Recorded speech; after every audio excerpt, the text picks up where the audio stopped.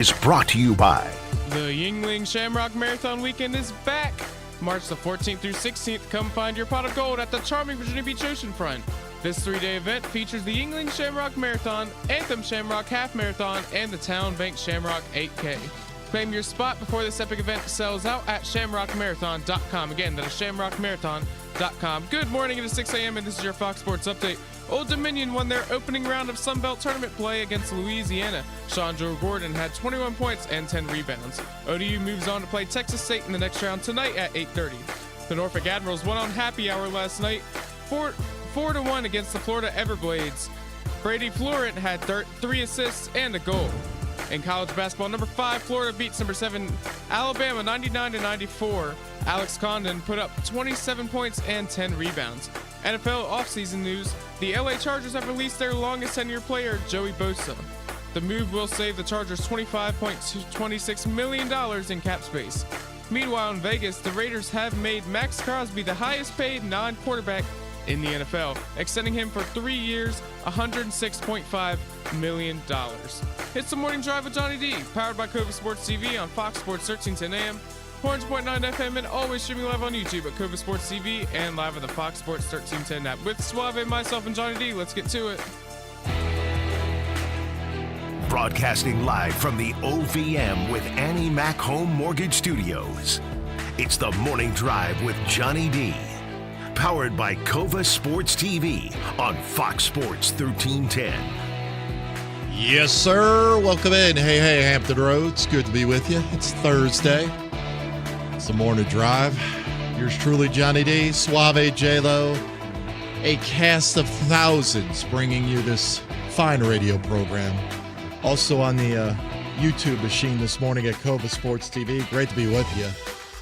As J-Lo mentioned in the top of the hour update, good work out of ODU last night, right? Yeah. They beat Louisiana. What was the final?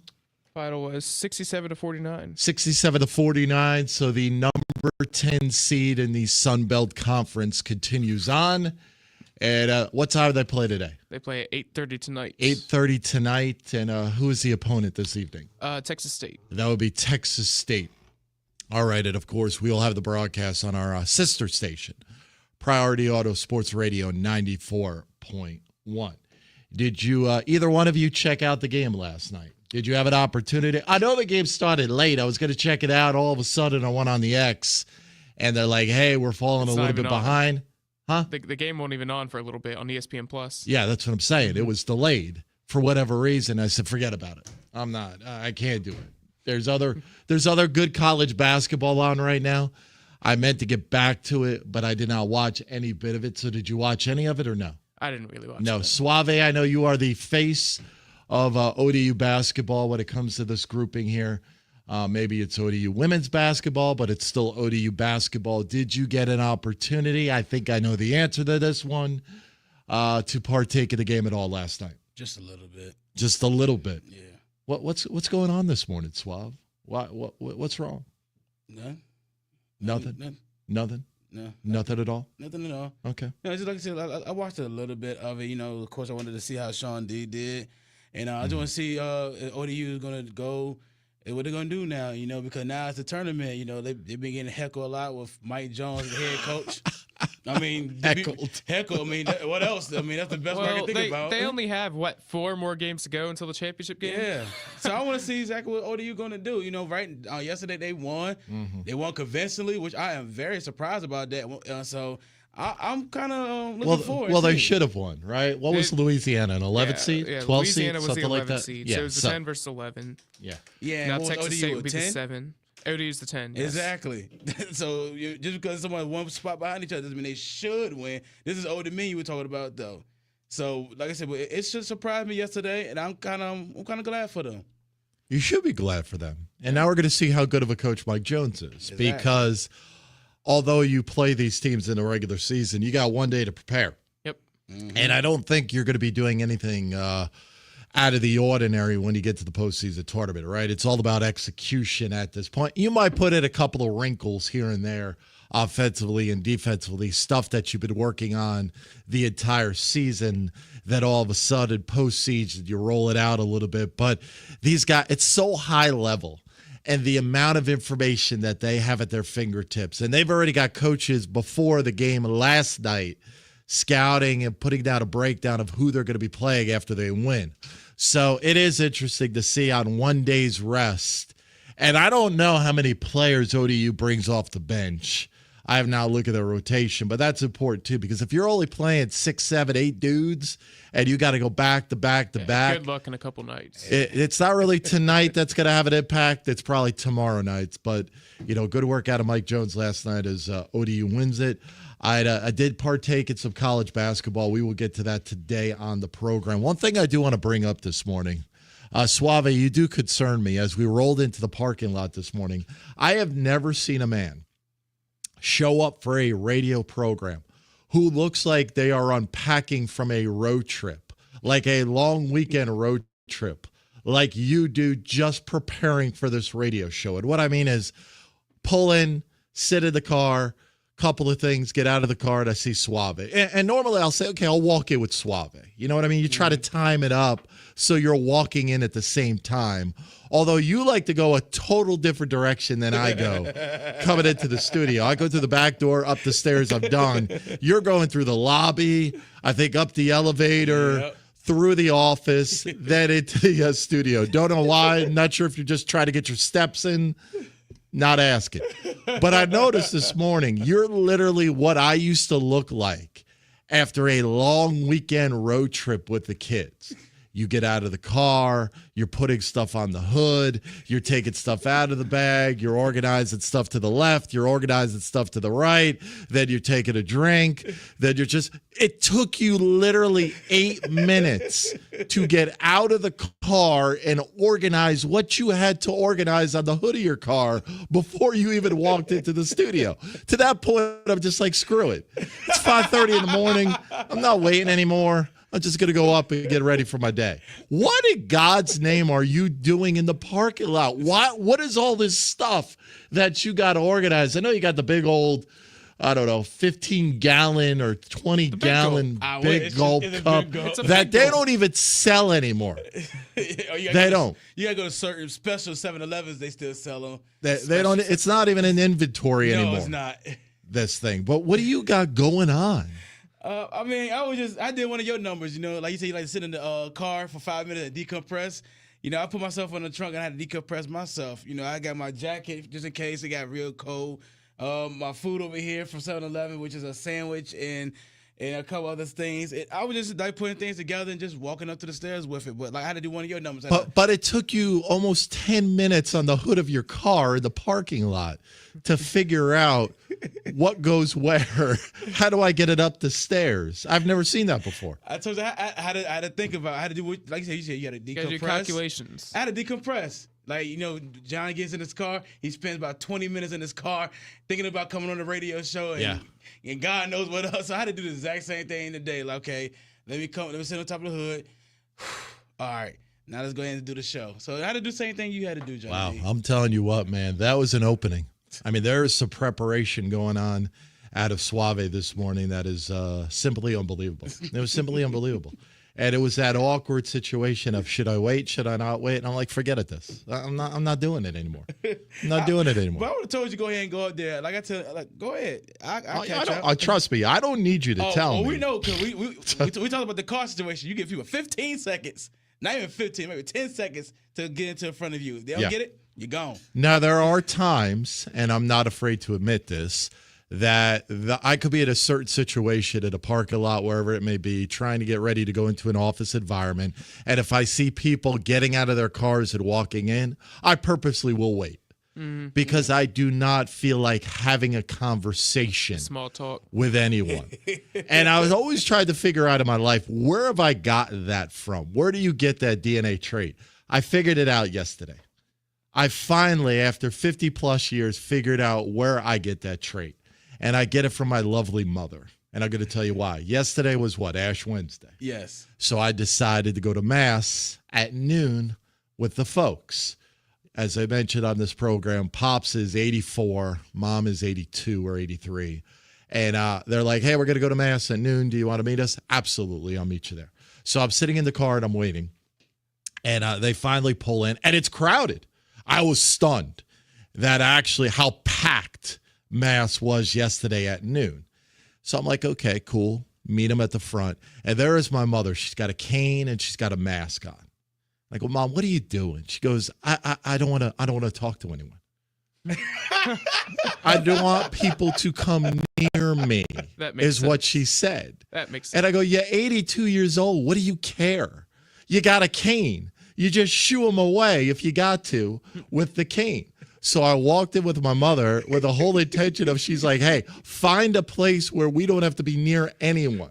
Well, easier said than done when you're in church and it's packed, it was overflow and everything else. But she had the mask on, she had the cane and everything. I'm like, I got it. Boom, it clicked. There it is. There it is. Out in public, but I do not want to interact with the common folk. Amazing stuff. And church was packed, Suave. I mean, it had an overflow crowd. This was a main event. This was a big-time ticket. And I was also a little bit perturbed. I did not have the handicap pass, which meant, they got prime parking up front, and I had to walk about a mile to get to the front door. But that's okay, because I had to get my exercise in. But now I know. Now I figured it out where I get it from. Get it honest. Right? After 50-plus years. 50-plus years. See? I get it from my mother. Man. She walks in, the mask. The mask was just for show. Just for show. There's nothing wrong with her. Just for show. And I think a lot of people do that today, do they not? Absolutely. Absolutely. They slap that mask on, and it's like, hey, I got a full-blown reason why you should not be talking to me right now. You should not be within my space, my personal space at this moment. And you couple it with a 3.5-foot cane, now your personal space is it's pretty large. This is why when that time period happened, I think some people actually loved it because you had to be so distant from each other. Yeah. It wasn't too many crowds. You had to stay at home. I think a lot of people loved that because they didn't feel like going out anyway. Long as they get, when you go to the stores, they only limit to like sometimes 20 to 25 people. So you got to interact so much. You get in, get out, and go back home. It was perfect. It was absolutely perfect. And the one I talk about this all the time. The one good thing that came out of COVID was the ability to eat, drink, shop without even leaving your home. Yep. The fact that you could deliver me a meal and they consider it now non-contact delivery might have been one of the greatest phrases of all time. Just leave it at the door. That's what it is. It's left at the door. I did it yesterday. For whatever reason, I did not have an opportunity to grab lunch, or the day before, lunch or dinner, whatever it was. And I went out and ordered it. Boom, it was at the doorstep. They let you know, hey, I'm here. I'm leaving it right here. I'm going to take a picture just so you know that I was here. Perfect. Send me a photo. As soon as I get the photo, then I will get my fat ass up and I'll go to the front door and I'll pick up my food. Pleasure doing business with you. Don't know who you are. Don't know where you came from. Did not have to exchange names or phone numbers or anything else. No pleasantries whatsoever. Just drop off the food at the front step. All right, 6:15 on the program. What do we got going on today, boys? Suave, what do we got going on today? Today's Thursday, man. So, we got another big deal, no deal. Contracts have been flying left and right. Also, we got some baseball news, too. We got to talk about that. Plus, what's trending in social media and sports? It may be a Cowboys day. Oh, yeah, so Hank, man. I didn't want to do it, but y'all in the news, but maybe Hank may be on to something. He talked about in his scroll. I want me some glory hole. Yes, he does. Exactly. And Dak, are they very close to anything, Dak? Yeah, very close. There we go. There you go. That's Very what I'm close. talking about. That's right. The Cowboys did a little restructuring yesterday. The Cowboys obviously did a long-term deal with Osa on that line, so they had a lot of good things going on. The one thing I do love about the Dallas Cowboys is, and we'll bring this up a little bit later on in the program, they had the retirement of Zach Martin yesterday where everybody was in the house, including Tony Romo was there. And, of course, they got to speak because that day is all about them. It's not about Zach Martin. It's about Jerry Jones. It's about Stephen Jones. But I love how Jerry contradicted Stephen, and we'll get into that story. I love the fact that Stephen Jones came out about here is our offseason plan, and that Jerry just waiting for the opportunity to say, my son is dumb. He ain't smart. Here is what our offseason plan is. So the Cowboys are back in the news. We'll get to that. Also, a couple of releases coming up that I think can impact the Washington Commanders. I'm going to tell you the one deal, though, that the Commanders need to make that happened yesterday that is not DK Metcalf and is not Bosa. There is a name that was released yesterday that already has a relationship with one Cliff Kingsbury, where if you bring him into the fold, could be a major game changer for the Washington Commanders. So we will get into that on the program today. Okay?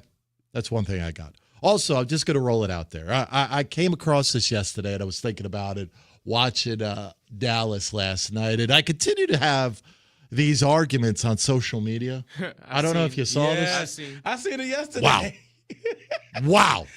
There was somebody on social media. I got to pull this dude up very quickly. I'm just gaslighting people at this point. You having a little bit too much fun. That's what it is. I try to make it a point about an hour a day. I just go on social media just to see what people are talking about. And there was one dude who, I made the comment, Craig Carton, who does the TV show at FS1. I forget the name of it. I think it's called Breakfast Ball, maybe. Yep. It's on 7 to 10 with Mark Schlereth and who's that? Danny Perkins, formerly a Chicago radio guy. He made a comment the other day talking about LeBron James. And I'm not a LeBron James lover, but I have grown an appreciation for LeBron James over the last couple of years with regards to what he has been able to do. And LeBron James, of course, the other night scored 50,000 points. I gotta find the exact comment here because hold on, and it's hard. I'm still not savvy. Here we go with the X here, but Craig Carton says 50,000 points is a meaningless stat, no different than 49,786 or any other arbitrary number beyond already being number one on the all-time scoring list, and frankly, not worth celebrating. It's a number for LeBron stands out there to point to in their efforts to curry favor to LeBron. That was Craig Carton's comment. And it goes on, and it's talking about 40 years old and everything else. My whole point is this. It's still history. You are seeing history being made every single time LeBron James takes the floor. Every single time he takes the floor. And I think 50,000 is a magical number. Where, I just replied, come on, Craig, that's just clickbait. You can hate on King James all you want, but you got to give some credit. He is the first in setting the bar higher every time he takes the court. Then this dude chimes in. Uh-oh. I don't even know how to pronounce this name at all. Why does that impress you, he says. And then I go on and on and on. And the guy just wants to go back and forth with me. And then he's one of these dudes where now at the end of the comment wants to make a snide little comment, right? Snide little comment. Yeah, take a the shot. one, one little snide little comment was, hold on, I got to pull this up here. He think he's the most overrated NBA great of all time, a mental midget and a fraud is what he called LeBron James. And then he tells me time to get back on the bus is what he told me.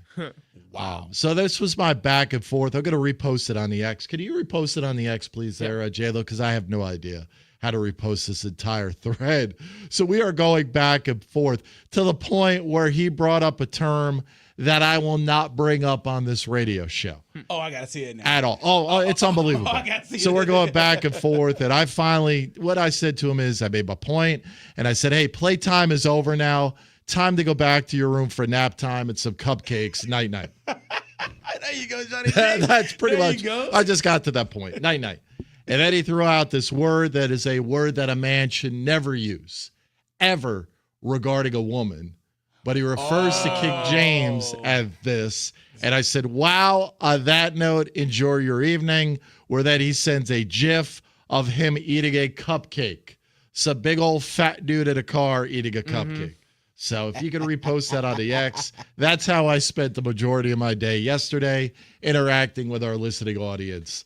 Entertaining stuff there, Suave. Yes. Entertaining stuff. This is great. Yes. By the way, and look, Hank stealing my thunder this morning. What are you doing? On the one move that I told you the Commanders need to make, and that is you saw that Christian Kirk yeah. was going to be, or is going to be released. And you remember Kirk with Cliff Kingsbury in Arizona. Yes, I do. Yeah. A lot of production there. Yes, he was, man. I think you could get him on the cheap, and I think he would be a perfect wideout number 2. Yeah. for the Commanders. Do you agree or disagree, Suave? It's so much going on right now with Washington because, of course, we're going to talk about DK Metcalf. We're going to talk about, Christian Kirk. I understand offense. I understand it. But when are we going to start talking about some defense, y'all? When are we going to start talking about defensive players? Oh, is that important? Yes, it's important. That's important? Yes. Like I said, I trust me. But it's all about Jada Daniels. And I get that. Got to get him weapons. And I get that. You got to get him Debo. weapons there, I Suave. understood the video of Debo working out because he heard what they said about him being overweight. He want to show people that he Of course he did, man. And of course, look, and Jada Daniels is now the best quarterback in the NFC because of Debo Samuel. That's what I saw on the internet. Yeah, I saw it too. That Jaden Daniels is now the best quarterback in the NFC thanks to bringing in Debo Samuel. Defense. Yes. What are we talking about? A defense. Defense. Like What kind of defense? Just cornerback. Like I understand. I don't want Washington. I don't want us to fall in love with names. Washington has done that numerous times. Fell in love with names and bring them in, and a lot of times it didn't work out. Number one person, Albert Haynesworth. And I understand with Tennessee, he was a monster, but the system was different. So Washington, I understand. I understand Christian Kirk. I understand DK Metcalf. I understand Stephon Diggs and Devontae Adams, which I really don't understand Devontae Adams, but I understand. But please, can we look at what's going on the defense side right now? Let's look at what's going on the defense. What about Myles Garrett, Josh Sweat? Bring Josh Sweat to Washington. Maybe it could be a hometown kid. He is from Virginia. So think about this. But I'm just sitting here. I'm just looking at X. I'm saying offense. And okay. But what about defense? That's what the league is, Suave. The league's all about offense. I understand. It's all about offense. That's what it's all about. By the way, Hank has chimed in this morning on the YouTube stream at Cova Sports TV. Got a comment? Put it in the comment box. We will read it on the air this morning. Osa is a mistake. Christian Kirk has time with Kingsbury. Thank you very much, Hank. Danny Parkins looks like Colin Cowherd's illegitimate son. Okay. Stop the run. All about Dak. Y'all sound like me, and y'all don't need defense like Dallas don't. Well, I think Dallas still needs a little bit of defense. Last time I checked, and I was so happy to see that Dallas was just refocusing on re-signing their important defensive players, which is great because last time I checked, the numbers on defense for Dallas, not so great. However, some of the moves that they've made recently have put them in very good cap space positioning. So we'll get into that throughout the program today. And then I told you guys this 2 weeks ago, and then we'll go into the break because I got to, once again, pound the chest here. Number one, J-Lo, I told you 2 weeks ago who was going to be the next head coach of Miami basketball. The assistant from Duke. And who just signed to be the next head coach of Miami basketball? The assistant from Duke. Thank you. So that's number one. So don't give me credit because you sat there and you poo-pooed me when I brought it up. I poo-pooed you when you No, you poo-pooed me. I poo-pooed you when you brought it up as a UVA coach. No. What I said is he is a coaching candidate that should be considered for UVA, but he will go to Miami, and you poo-pooed me. So if you want to pull the tape from a couple of weeks ago where you side-eyed me, again, you questioned my sources, and you poo-pooed me, that's number one. All right? No doubt about it. I also told you guys a couple of weeks ago that Myles Garrett was not the best defensive player in the NFL. This guy was. And he just signed a 3-year, $106.5 million extension, making him the highest paid non-quarterback in the NFL. That's Max Crosby. And you side-eyed me on that one, too. Did you not? Yes, you did. You and Suave kind of looked at me like, dude, you have lost your mind. It's all about Myles Garrett because you guys look at the accolades and you don't look at the performance. Max Crosby, find me on tape. One instance he took a playoff. Just one. That's very. You ain't gonna find it. It's very rare. You are not gonna find it. This dude has got a motor, and that was a great signing or re-signing or an extension by the Vegas Raiders. Watch out for the Vegas Raiders. Got a lot of draft picks, got a lot of cap space, and they got the GOAT running the show. And there's another story coming out on Raiders we're gonna talk about later too, which made me a little bit laugh if this happens in Las Vegas. And I'm telling you, that's a teaser for y'all. When y'all hear about this possible reunion, it's like, really? That's what we're going to say. Yeah, so a lot going on the program today. The Tell 'em Kellum Talk and text line is open at 757-497-1310. You could follow us on the X at Drive Johnny D, and, of course, on YouTube as we are broadcasting live this morning. Love to get your comments. Put them in the comment box this morning at Cova Sports TV. This segment brought to you by OVM Financial with Annie Mac Home Mortgage. Serving Hampton Roads since 2001. When it comes to buying a home or refinancing, you need a mortgage partner you can trust. Visit ovmfinancial.com. NMLS 338923, equal opportunity lender. Get moving and get buying today. Straight ahead, we will recap a busy week at high school basketball, what to expect coming up on Friday night, right? Friday night, what's coming up on Friday night. So J-Lo will give you the latest. We'll talk Max Crosby, how that will impact the rest of the NFL. And that guy coming out of Seattle, is he as good as advertised? We will discuss. It is a Thursday edition. It's the Morning Drive. Fox Sports 1310 Traffic. This traffic update is brought to you by the Virginia DMV, reminding you to look twice for motorcyclists. Expect slow-moving traffic heading west on 64 between 564 and Chesapeake Boulevard. Heading west on 564, you can expect delays between Terminal Boulevard and Bellinger Boulevard. Looking at 664, traffic is flowing freely crossing MMBT, and we aren't seeing any major delays on 264 approaching Downtown Tunnel. I'm Elena Vegso on Fox Sports 1310. Attention motorists. Virginia DMV reminds you to keep an eye out for motorcyclists, particularly as the weather gets warmer. Let's all get home safely. This winter, James your Catano lawn tells us tonight there's a new team making new noise in the USL2 scene on the other side of the water. Something special is brewing inside the walls of the Virginia Beach Sportsplex. We're not here for moral victories. When we're on our day, we're a legit team. See the stars of the future in pre-professional action at the Virginia Beach Sportsplex. This combined season ticket special is for men's and women's. That's 15 games for just $100 for adults and $80 for youth. VBU has a brand new women's team that competes in the W League. Soccer fans, it's time to rally behind Virginia Beach United. Tickets are on sale now. Visit vbunited.com. Don't miss out on Virginia Beach United. As a banker at Town Bank, we believe that people bank with people, not with banks. You're looking for an actual personal relationship, and that's what you get at our bank. You get that person that gets to know you, gets to know your business, is there for you. I think that is what motivates us, what drives us, and the idea that we are trying to serve others and enrich lives, I think is very true.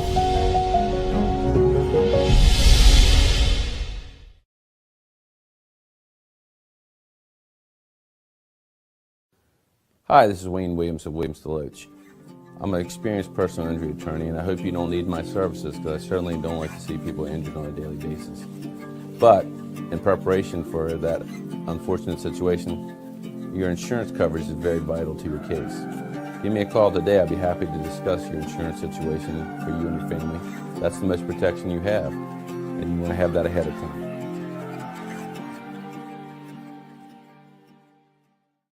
Well, it's everybody's favorite time of year again. Time to prepare to make your annual donation to that infernal revenue service. And if you're like me, you need help. Help to keep that donation as small as possible. You need John Maynard. PFP, LUTCF, EA, all those initials behind his name mean he's qualified to work on your taxes. He's an ATA, accredited tax advisor. He's an ATP, accredited tax preparer. He's a fellow at NTPI, the National Tax Practice Institute. And if all that weren't enough, he's also been voted the best of Norfolk and the best of Virginia Beach awards.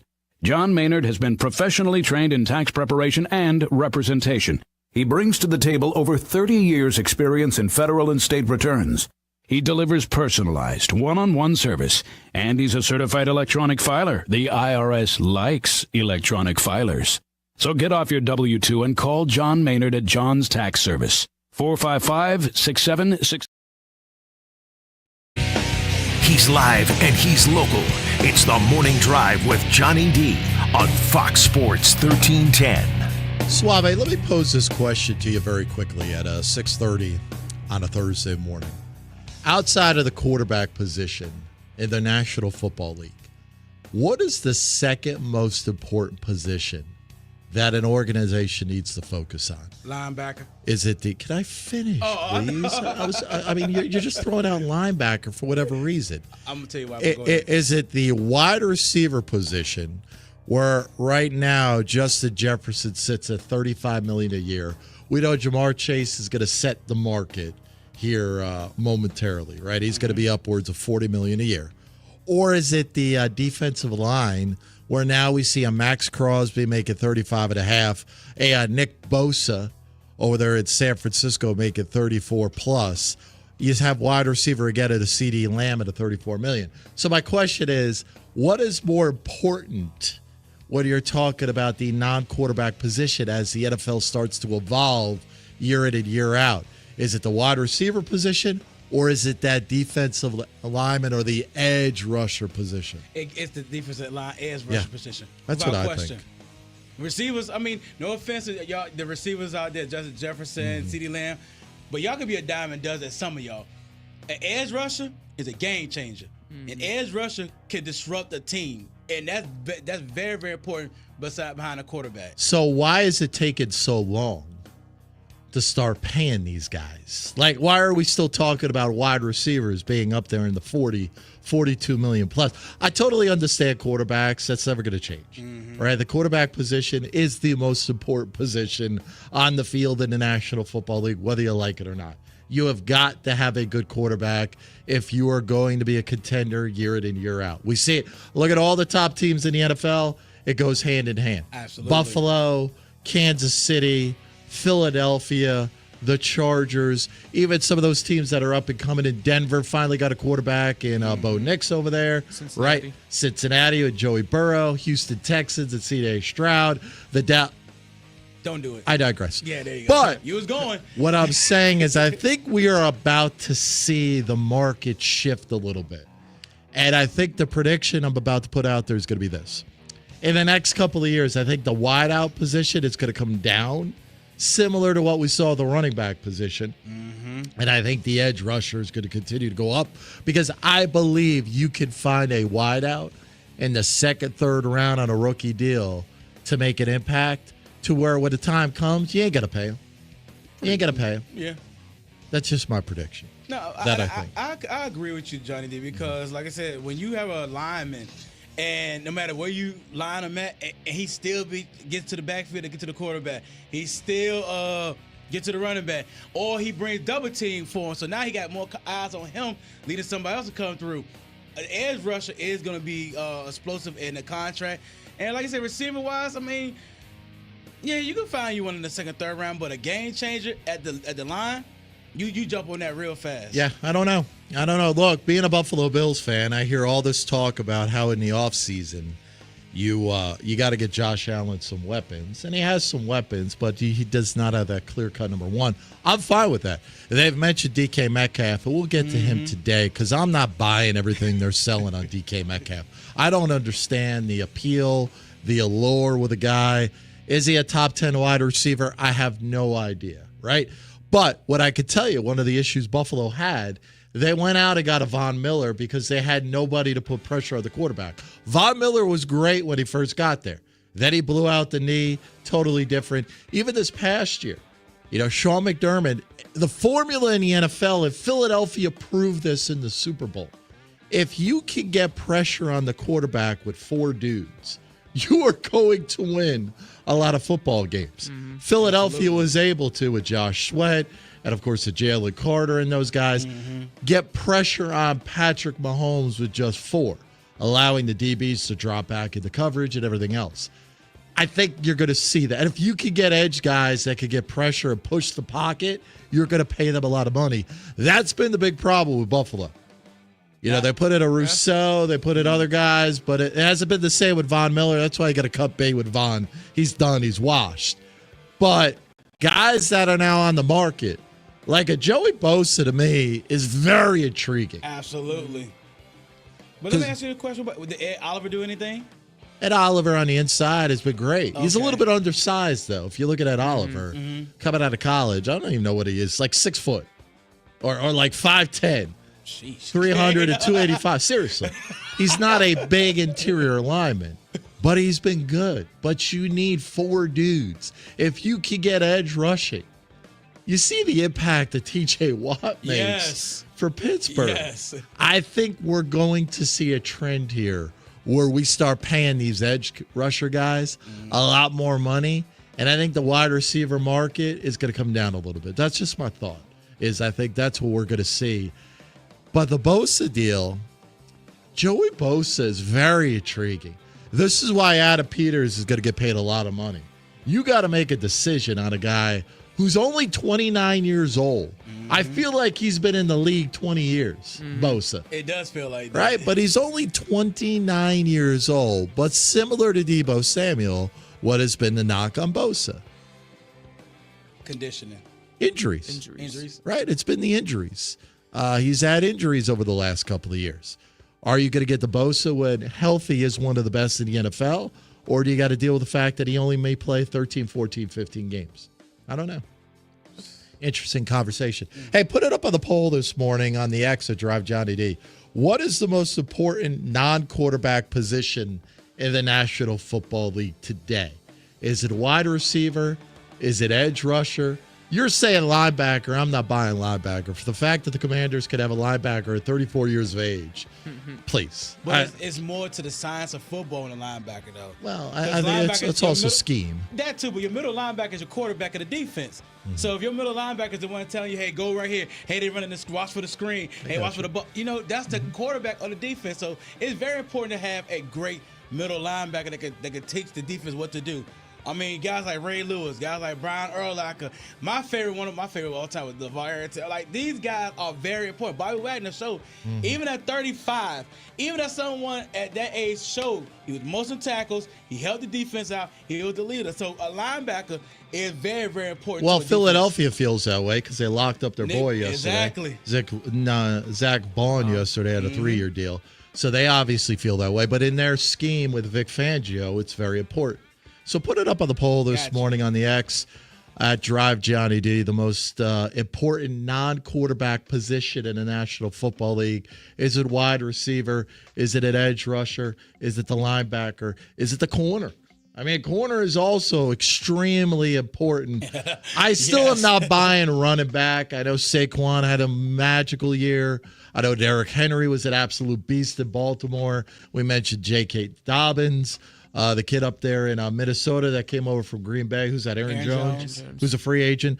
I know that was sexy this past year, but I don't think you're going to be overpaying. I think Saquon was an outlier, in all honesty. I think it was an outlier. All right, so just throw it up on the poll this morning. All right. By the way, Bosa, Defensive Rookie of the Year in 2016, posted 10.5 sacks and 17 tackles for losses. He was rewarded with a 5-year, $135 million extension in 2020, a deal at the time which was the richest for a defensive player in the NFL. But injuries have plagued him since. He's played in just 28 games over the past 3 seasons. So he should be fresh. Yeah. Should be ready to go. Curious. I'm just curious to see. And with his release now, the Chargers, don't look now, have about $90.6 million in cap space. Ooh. It's a lot of money, man. That is a lot of that is a lot of money. And being a Buffalo fan, the one thing that really concerns me, and my brother-in-law sent me this yesterday because he is a Patriots fan. So he loves to just kind of remind me that it's coming.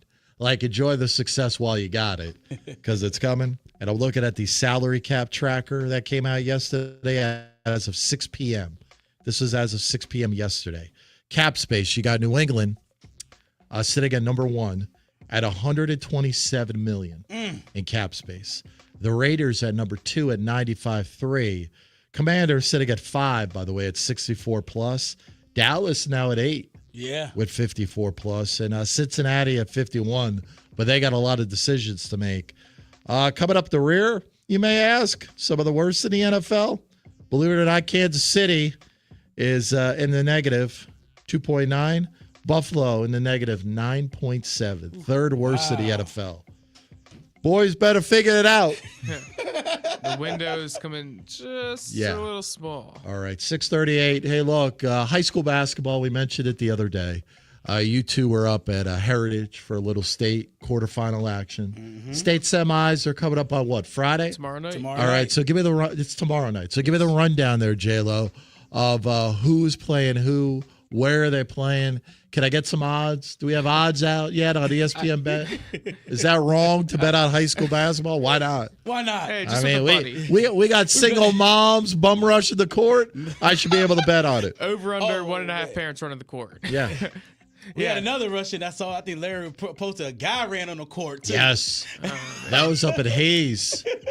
Some dude just strolled. He didn't run. He just strolled out. Like, hey, I just want to have a conversation with you, Mr. Official. That's what he said. Hey, I just want to have just a little bit of a conversation. Can we call a timeout, please? I just want to have a little bit of a conversation with the official. I just don't agree with some of the calls going on right now. Just a little bit of a conversation, a little heated conversation. J-Lo, I've been missing. I need to go back to high school basketball. It's crazy. It's amazing. Just find yourself a good game, maybe a heated rivalry. Phenomenal. You will get your $5 It's worth. absolutely phenomenal. Mm-hmm. Absolutely. Go ahead, Yeah, so some state semifinals rundowns. When you're talking about the 757, Class 6 features 2 757 teams. Lansdowne will be playing at South Lakes at 7 o'clock tomorrow night. And then Oscar Smith will be hosting. South Lake's any good? South Lakes is very good. They got Jordan Scott. He's a Michigan State commit. Nice. Very, very good. I called one of his games. Okay. Excellent shooter. Mm-hmm. And then Oscar Smith will be hosting at Oscar Smith High School at 6 o'clock. They'll be playing C.G. Woodson. So where are they out of? I don't even know, to be honest. C.G. Woodson? We'll have to look that up.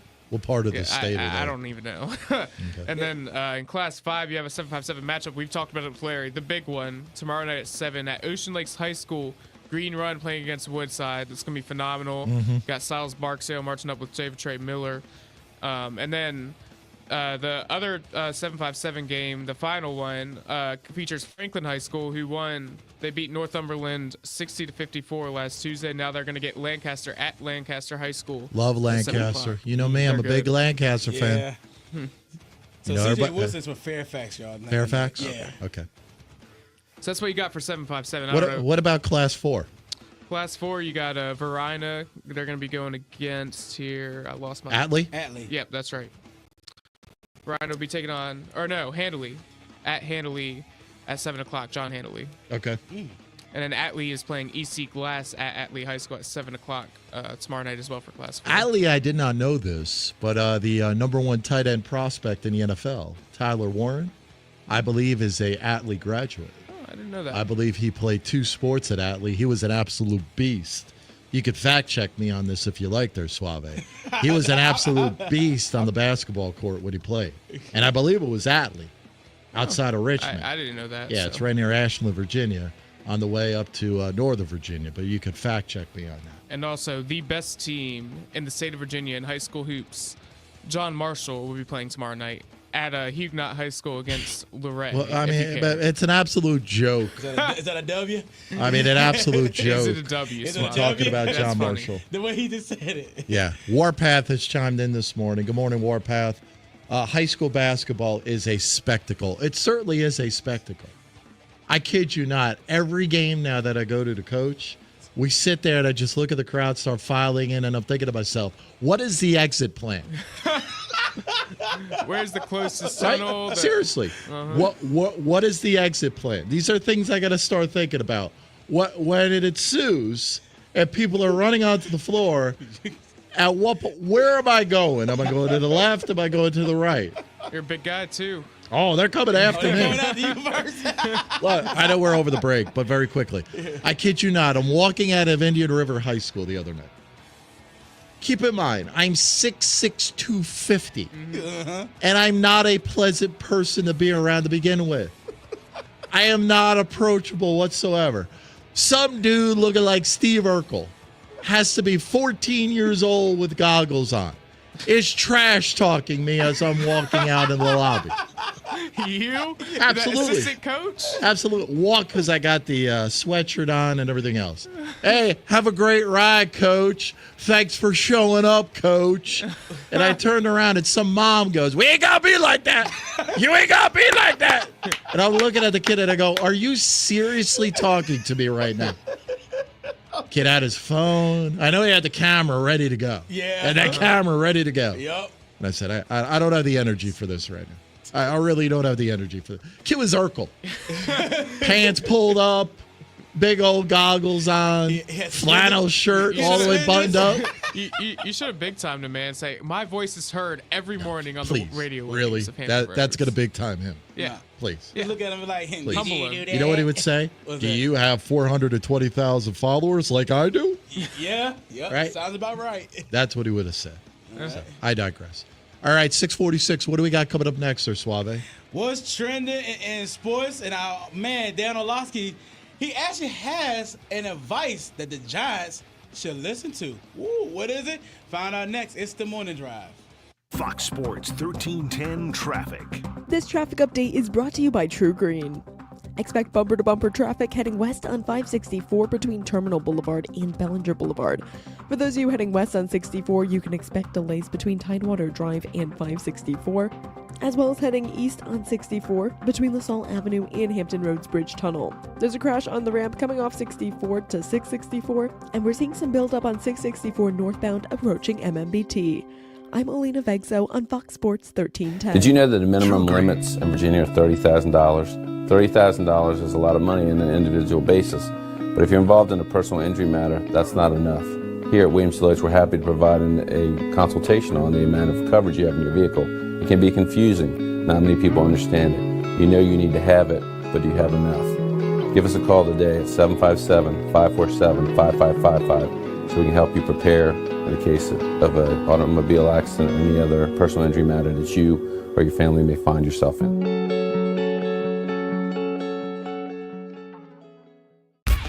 For any athlete, making it to the top sometimes comes with a few steps back.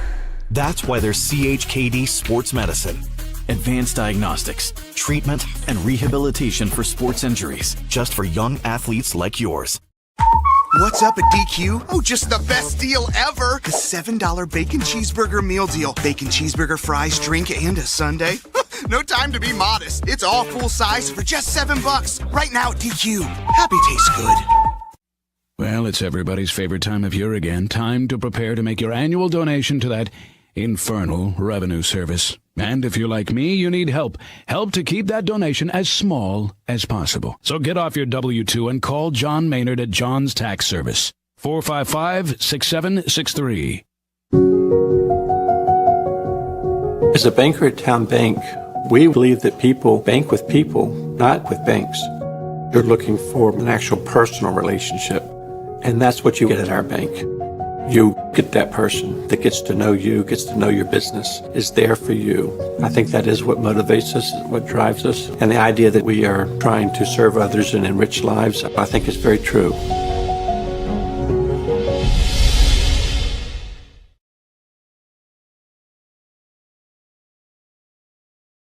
What makes a life a good one?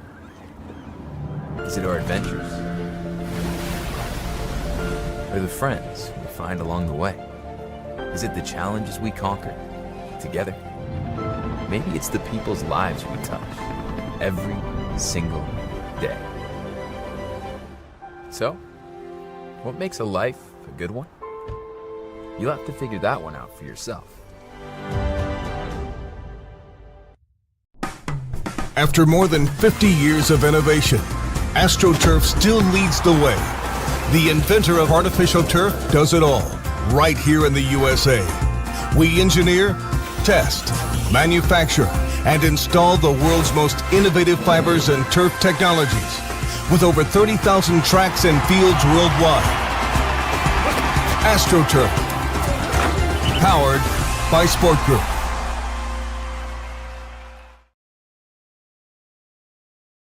I like the commander saying, no, let's keep getting better. Let's keep getting guys who can help our star young quarterback because teams have all the film now. and we know they're going to be trying to come back harder in him. We don't want that regression that we saw with C.J. Stroud, who's still a good quarterback, but we did see regression this year. With Rob Parker and Kelvin Washington. Weeknights at 7 on Fox Sports 1310.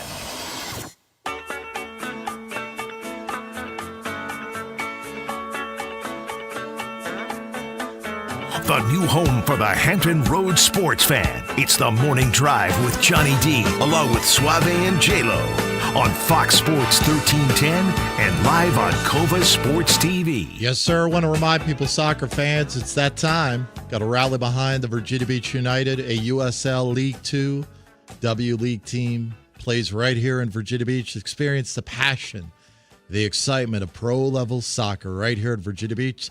They got a season pass special going on right now. Women and men's tickets, just $100 for adults, $80 for youth. 15-game package is on sale right now. Visit vbunited.com. That is vbunited.com. All right. That's quick. Hey, very quick, too. Did not realize that last night, ODU winning. Yes. Their first postseason win since 2019. Really? Did not realize that. Oh, Yep. that's bad. So they're in action, Texas State tonight, 8:30. Now, again, is that 8:30 Eastern time? Is that 8:30 their time? I think that was one of the issues last night, right? I think it. According to the Sunbelt bracket, it says 7:30, but I read 8:30. I've got to double check. They did multiple the same sources. thing, I think, a couple weeks ago when I was on a broadcast. It was Georgia. And Luke, it kept saying 4:30. So we thought maybe it meant like 3:30 or anything of that nature. They were like, no, it's 4:30. So they had a whole entire mix up when it came to the time. The fact that we even had to call ODU and ask, when are y'all coming on?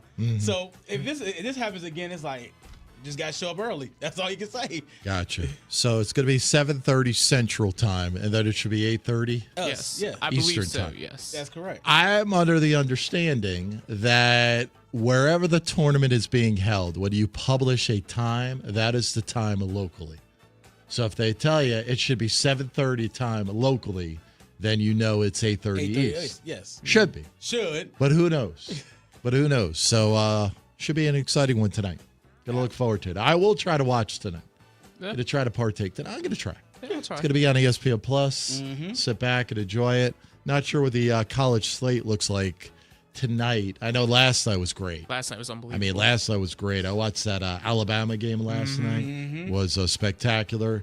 I know there's a lot of talk. Jay Billis, and look, I take Jay Billis's word, and I know there's a lot of conversation going on right now regarding the SEC, how good of a conference the SEC is. Are they truly that good? Are they going to be a one and done when it comes to the NCAA tournament? Jay Billis said it last night, and all his years of broadcasting, 30-plus years, the best conference, top to bottom, he's ever seen when it comes to college basketball. Top to bottom, the best conference he's ever seen in college basketball. So I'll take his word for it. Okay, got it. What's trending? You want to push that a little bit? Do you have enough time to do it? Yeah, I'm going to do two of them. One of them I'm going to push back to the big deal, no deal, because you talk about SEC. Okay. Because that's a big story that's coming out. All right. So let's go ahead and knock it out, J-Lo. This is what's trending in sports, y'all. If it made it in headlines, it made it here. Here's what's trending in sports with Suave.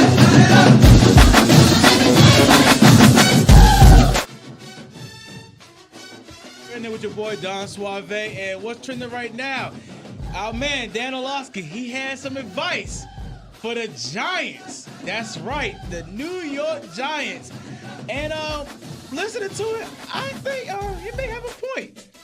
I mean, we already know Brian Daboll is in desperation mode. Joe Shaw is in desperation mode. So here's Brian Orlovsky on what the Giants should do this draft, this free agency, to moving on forward. Take a listen to this. If you're the Giants and you're at 3, right? Let's say Cam Ward goes number 1 and Shador goes number 2 or Abdul Carter goes number 2 or somebody goes number 2. And you say, okay, this is our plan. We're going to sign Aaron Rodgers as a free agent. We're going to draft Travis Hunter at 3. And then with the second or third pick, I think in the second round, we're going to draft Jalen Milroe. So now we're sitting there going, well, we got on offense Neighbors and Travis Hunter. Travis can play a little bit of DB. And then you're going, all right, Aaron can play for maybe like September and see how it goes. And then Brian Dable, I think Dable's a really good coach, but there's just the reality of like a desperation and urgency. All of a sudden, you might get into October, November, and like you're doing okay, but you need a punch. And here comes Jalen Milroe and his ability to push the ball downfield to now both of those people on the outside, but also the freaking athletic quarterback run that he can deploy. But that has my attention if I'm a Giants fan. Thoughts, Johnny D? It's not a bad thought. I mean, really, it's not a bad thought. I mean, a lot of people are saying Aaron Rodgers probably, you're going to wait until after the draft before he signs on somewhere. A lot of people think you only got one quarterback in this draft worth moving up for, and that's Cam Ward. Absolutely. So, and we know Travis Hunter could do damage on both sides of the ball. In this scenario, you're putting him in a wideout spot and then spot at a CB. You still got no offensive line. I mean, the Giants could have this conversation all they want. You still have no offensive line in New York. You got nothing. But I like, again, loving Jalen Milroe, I just don't get. I really do not get. He's an athletic freak. I totally understand that. But he has yet to prove on the biggest stage that when the game speeds up, he could stick with it. So I don't understand the love affair with Jalen Milroe. But I like what direction he's going to. Yeah. Did Jalen, no question, did Jalen Milroe sit behind Jalen Hurts? Were they in the same college? Who's that? I don't think so. Jalen Hurts. They both play Oklahoma? No. Or Alabama? Well, no. Jalen Hurts was at Ohio State. He transferred to Alabama. Milroe wasn't there at the same time, no. Oh, okay. I mean, because Jalen Hurts was at Ohio State? First, yeah. Then he transferred. He did? Yeah. From Ohio State? Yeah, this one he had dreads. News to me. I did not know that. Yeah. I did not know that Jalen Hurts was there. But Milroe wasn't ever there at the same time, sitting behind him. No. No. Okay. The reason I'm asking, I've seen a lot of people online say they do got this love relationship with Jalen Milroe. That's why, people saying that he's gonna be a good quarterback. He probably be one of the. He probably be behind Cam Ward, one of the best coming out the draft. I mean, hey, it's other quarterbacks that we don't talk about. Everybody keeps talking about Cam Ward and Shedeur Sanders. But yeah, there's the Jackson Dart, there's Jalen Milroe. I think Quinn Ewers coming out, but I seen on the X people saying Jalen Milroe is gonna be better than Shedeur Sanders, which I don't know. I don't know, like I said, the love affair, but this is what I was reading on the X yesterday when I was doing research, and so I mean, Jonathan, do you think he's gonna be better than Shedeur Sanders? No, I don't think so. And I don't understand either why people are discounting Shedeur Sanders so much. A lot. I mean, they're talking about the athleticism, okay, but from a quarterback IQ, the ability to scan the field, the toughness, the arm talent, and everything else, I just don't get it. But that only fuels the fire for Sanders. It really does. I think Sanders is going to be a really good pro quarterback in the right spot. He's got to be in the right spot. And we know he's got the resources and the work ethic to be great. But a lot of people are discounting him, man. I like the kid out of Louisville. The kid out of Louisville is going to be good. Now he's had some injury concerns, but he's got a rocket. It reminds me a little bit of Josh Allen. Is it Shaw you're talking about? Yeah, the Tyler kid, right? Tyler Shaw. He's got a little bit of Josh Allen in him at Wyoming. Not a great completion percentage. Got a high volume arm over there, but I don't know. We'll talk more about that as we get closer to the draft. Absolutely. And let's go ahead and do a little tease because we got Hank coming up next. I know he's going to talk about this. But just in case y'all know, the Dallas Cowboys have did some contract reconstruction, y'all. Yes, sir. So let me tell you what it is. Dallas Cowboys has maneuvered their salary cap by restructuring the contracts of quarterback Dakota Prescott and wide receiver CeeDee Lamb, generating a total, get this, $56.6 million in cap space. Yeah. That Prescott contract adjusted alone contributed to $36.6 million, while CeeDee Lamb's restructuring added $20 million. So it asks a question: is the Dallas Cowboys going to do some splashing in the free agency? We got to give this a little bit of time because I do want to read the article coming out of Dallas after yesterday's presser with Zach Martin, because Jerry Jones said one thing. Stephen Jones said the complete opposite 2 weeks earlier. I don't know what Dallas is doing. I really don't. I saw an article yesterday that said they are not going to dive into free agency, so we will see. But we'll talk about that coming up in hour number 2. Absolutely. So coming up after the break, y'all, we got the scroll of hate Who's on the scroll? Who's making excuses? We'll let Hank tell you all that and plus more. It's the morning drive, y'all. Here's a quick weather update from the News 3 First Warning Storm Team. Good morning, I'm meteorologist Miles Henderson. Look for a mix of clouds today with high temperatures in the mid-50s. That's about 15 degrees cooler than yesterday. It'll still be windy, northwest winds 15 to 25 with some higher gusts. Mainly clear tonight with lows dropping into the mid-30s. For Friday, a nice mix of sun and clouds. A little warmer, will climb into the upper 50s and not as windy. For News 3, I'm meteorologist Miles Henderson. Have a great day. What makes a life a good one? Is it our adventures? Or the friends we find along the way? Is it the challenges we conquer together? Maybe it's the people's lives we touch every single day. So, what makes a life a good one? You'll have to figure that one out for yourself. What is more? Is it more reps, more strength, more stamina? We say it's all of that, but it's greater than just what's in the mirror. It's about improving your mental and physical health. More is a feeling of achievement, fulfillment, confidence. It's looking better, feeling better, being better, and it's our mission to get you there. Because here, you are more. One Life Fitness. Portco is your local nonprofit organization dedicated to economic empowerment through employment for people with disabilities. We focus on abilities, not limitations, providing on-the-job vocational support. Find your pathway to employment. Contact us or learn more at portco.org. Well, it's everybody's favorite time of year again. Time to prepare to make your annual donation to that infernal revenue service. And if you're like me, you need help. Help to keep that donation as small as possible. So get off your W-2 and call John Maynard at John's Tax Service. 455-6763.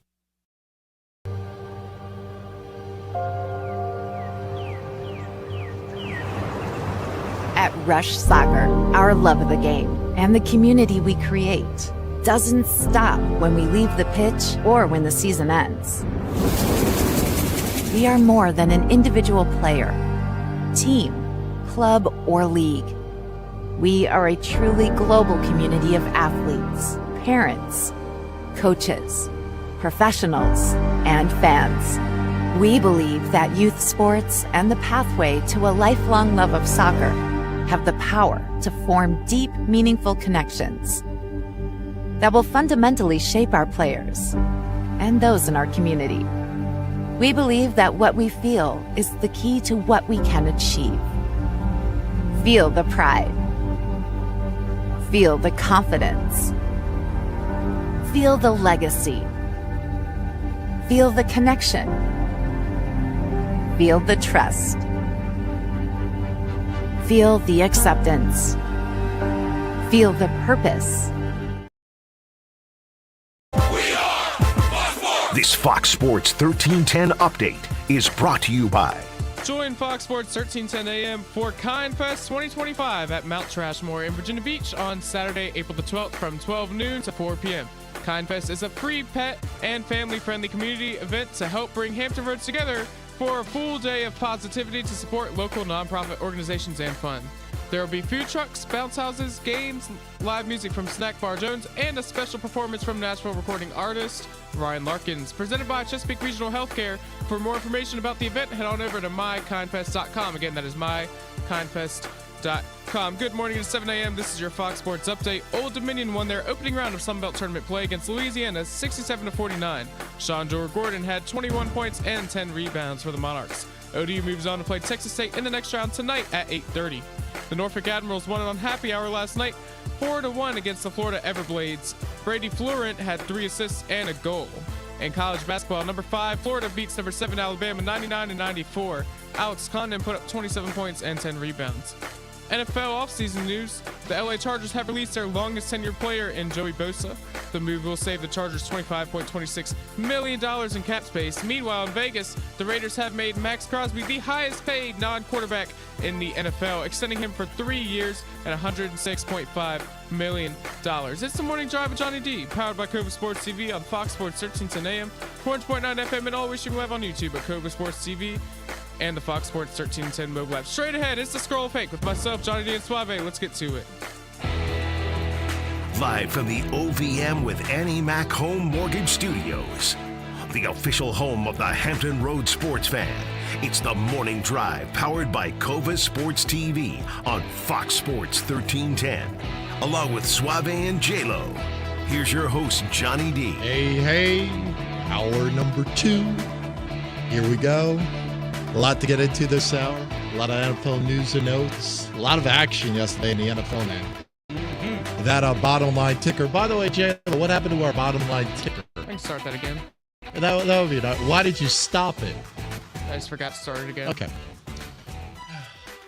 Just arbitrarily, Suave. We just do things on this program. No rhyme or reason. J-Lo, I'd like to have a bottom line ticker. Great. Got it rolling. Why did we stop it? I don't know. Just didn't feel like it. Just didn't feel like it. Hey, I want to get to Hank here in a second. We got a little, big deal or no deal coming up here in about 20 minutes. The entertainment page I'm excited for this morning, Suave. Going to talk Happy Gilmore too, which will be a lot of fun. But one thing I do want to bring up before Hank, this Pat McAfee story, have you seen this? That is just engulfing the internet as we speak, about being disrespected at the NFL Combine, and he's not going to be doing his broadcast live from the NFL Draft. Have you seen this story? I was reading somewhat of it, but please enlighten me what this story is about. This apparently, Pat McAfee has announced that his program will not be live for the NFL Draft, which is in Green Bay. Pretty cool. Coming up in April. That apparently he was, quote unquote, disrespected by middle management of whether the NFL or ESPN or whoever put it on at the Combine or the NFL Network while trying to do his show live from the Combine. And apparently this is a big deal. And McAfee and now the NFL Network or whomever it may be. I'm just paraphrasing. I don't have it in front of me. I just reposted it on our X, by the way, if you get a chance. At Drive Johnny D, you could check it out. Like, is this really a story? Like this is news now? That middle management and Pat McAfee could not get along during the NFL Combine, which is in his hometown of Indianapolis. So he will be doing his NFL Draft Spectacular from the Thunderdome in Indianapolis instead of Green Bay. This apparently is a big story. So if you get a chance, check it out. One thing I appreciate about McAfee is he went on his Twitter account and just let it rip. Like, if you want to know the truth, here it is. He doesn't pull punches. I'll give him credit. That is a man who is very secure in where he is in life. With his, it's a YouTube program that just happens to be broadcasted on TV. Exactly. Is what I don't even think it's on the radio anymore. It used to be on ESPN radio. Then they got rid of it. They're like, we can't have this language. Like, what are we doing here? And even on TV, they got a tape delay it, I think. Yes. And then they got to bleep out certain things, and away they go. Which, are we past this point too? Like I think about that all the time, Johnny D. I want to be like, okay, look, I understand it's a family-friendly show, but look, just don't watch it. I mean, some stuff you got to let it go. My point is simply this. I know there are certain regulations that you need to abide by on the radio and on TV. Yeah.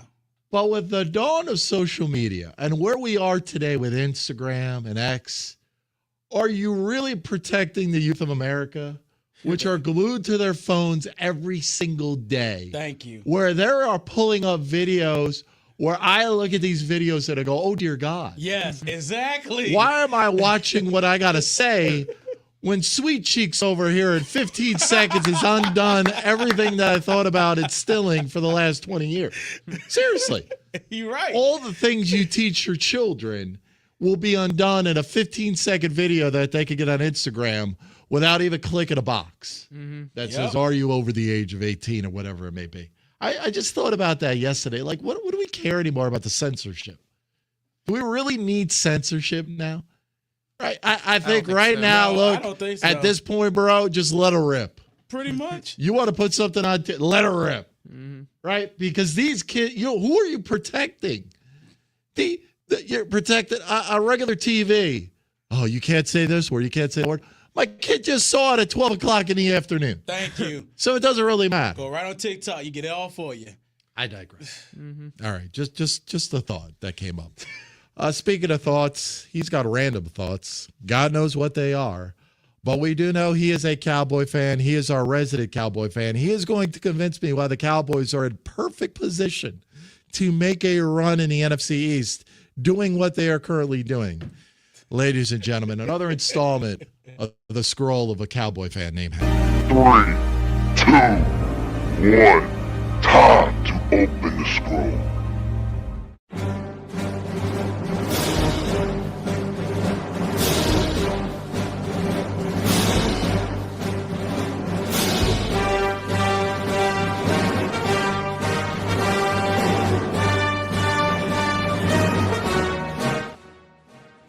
There he is.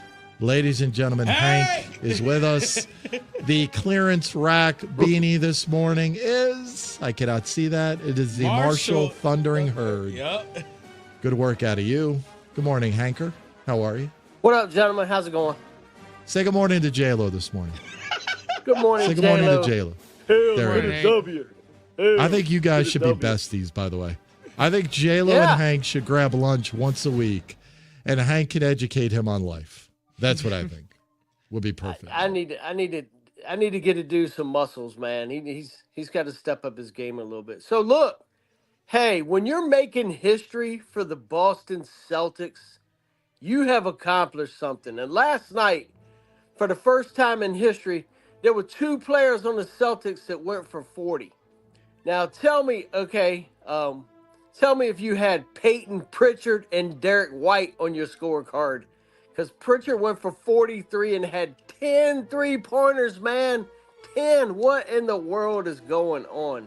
So my Derek counter White- to that is, Hank, my counter to that is, are you impressed that the Celtics had two dudes score over 40, one of them being Peyton Pritchard?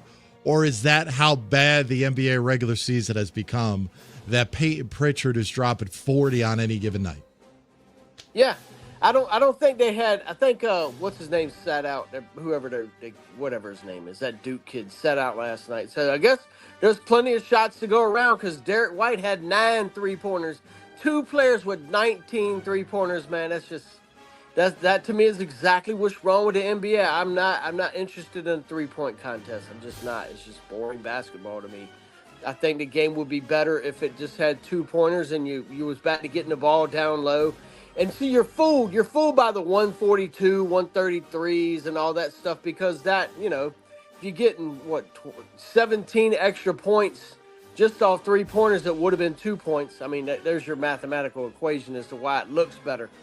The basketball is a better game when you start inside out and the long jump shots are something that you have as an afterthought. I guess it's just a fundamental, get off my lawn old man take, but I just don't like this brand of basketball. It's just not good to me. But I will say this, I'm a Russell Westbrook fan, and it's not because I think he stuffs stats and does all that. It's because I think the man plays hard. And if you go see a Russell Westbrook game, you can get your money's worth out of it. Did y'all see last night? There was a kid that flew 6,000 miles from South Korea to see him play. And Westbrook caught it, as he was doing his interview and actually gave the kid his jersey. So that was a pretty cool moment. I don't know if y'all saw that part, but Gilgeous I did Alexander. not see it. By the way, very quickly, I did not see it, but I will say this. If there is any fan who puts a sign up for Russell Westbrook, he should hold on to it like grim death because nobody cares about Russell Westbrook anymore in the NBA. That's Maybe not, but I mean, it was still a cool moment. I'm a moments guy, and I thought You are a moment guy. South Korea. Look, you got a little bit of a soft spot for those moments, Hank. I do, man. You do. You know what? Look, these guys got a lot of power. Okay, they got a lot of say in life, and sure, you might not be. People might not be a Russell Westbrook fan now, but you cannot take away from the fact that the dude plays his tail off when he does play. So I'm gonna give him credit for that. Gilgeous Alexander is trending. Did you see he try to rap? Did you see his little post No, I on did his not. page where he tried? Oh No. man, it was bad. Oh, it was like boy. something a third grader put up. Shay, buddy, don't come for Hank. Don't come for the scroll, buddy. You're not gonna fare well. Question: since y'all saw it and I saw it too. Yes. What exactly the heck does restructuring mean? Does that mean you kick money down the road? Like, in other words, if you were supposed to make $90 million this year, like our quarterback was, did you just kick it to the end of the contract? So in Think 3 years, about it it's $90 as the way it works is you're converting some of it to guaranteed money, so it doesn't go against the cap. You're almost like refinancing type of deal, right? Those type of things. That you're just moving it around. You're putting it in a different position to where it frees up cap space today versus tomorrow. That's ultimately what you're doing. Every NFL team does it. Howie Roseman of the Philadelphia Eagles has really, I think, mastered it. In fact, I did see a little bit of a nugget this morning. Let me see if I can pull it up here real quick because we're talking about it. Howie Roseman, how he has converted X amount of dollars by restructuring over the last couple of years. That's what makes Philadelphia so good and a great cap position. So, yeah, that's ultimately what you're doing. Right. So, seeing Saquon's contract really makes you think, how smart was Ezekiel Elliott to get $20 million back in, 2018? I think he restructured his contract after 3 years. So, dude was ahead of the curve and got roasted by Cowboys fans. But it just goes to show, man, sometimes the fans aren't right. Sometimes the fans don't know anything.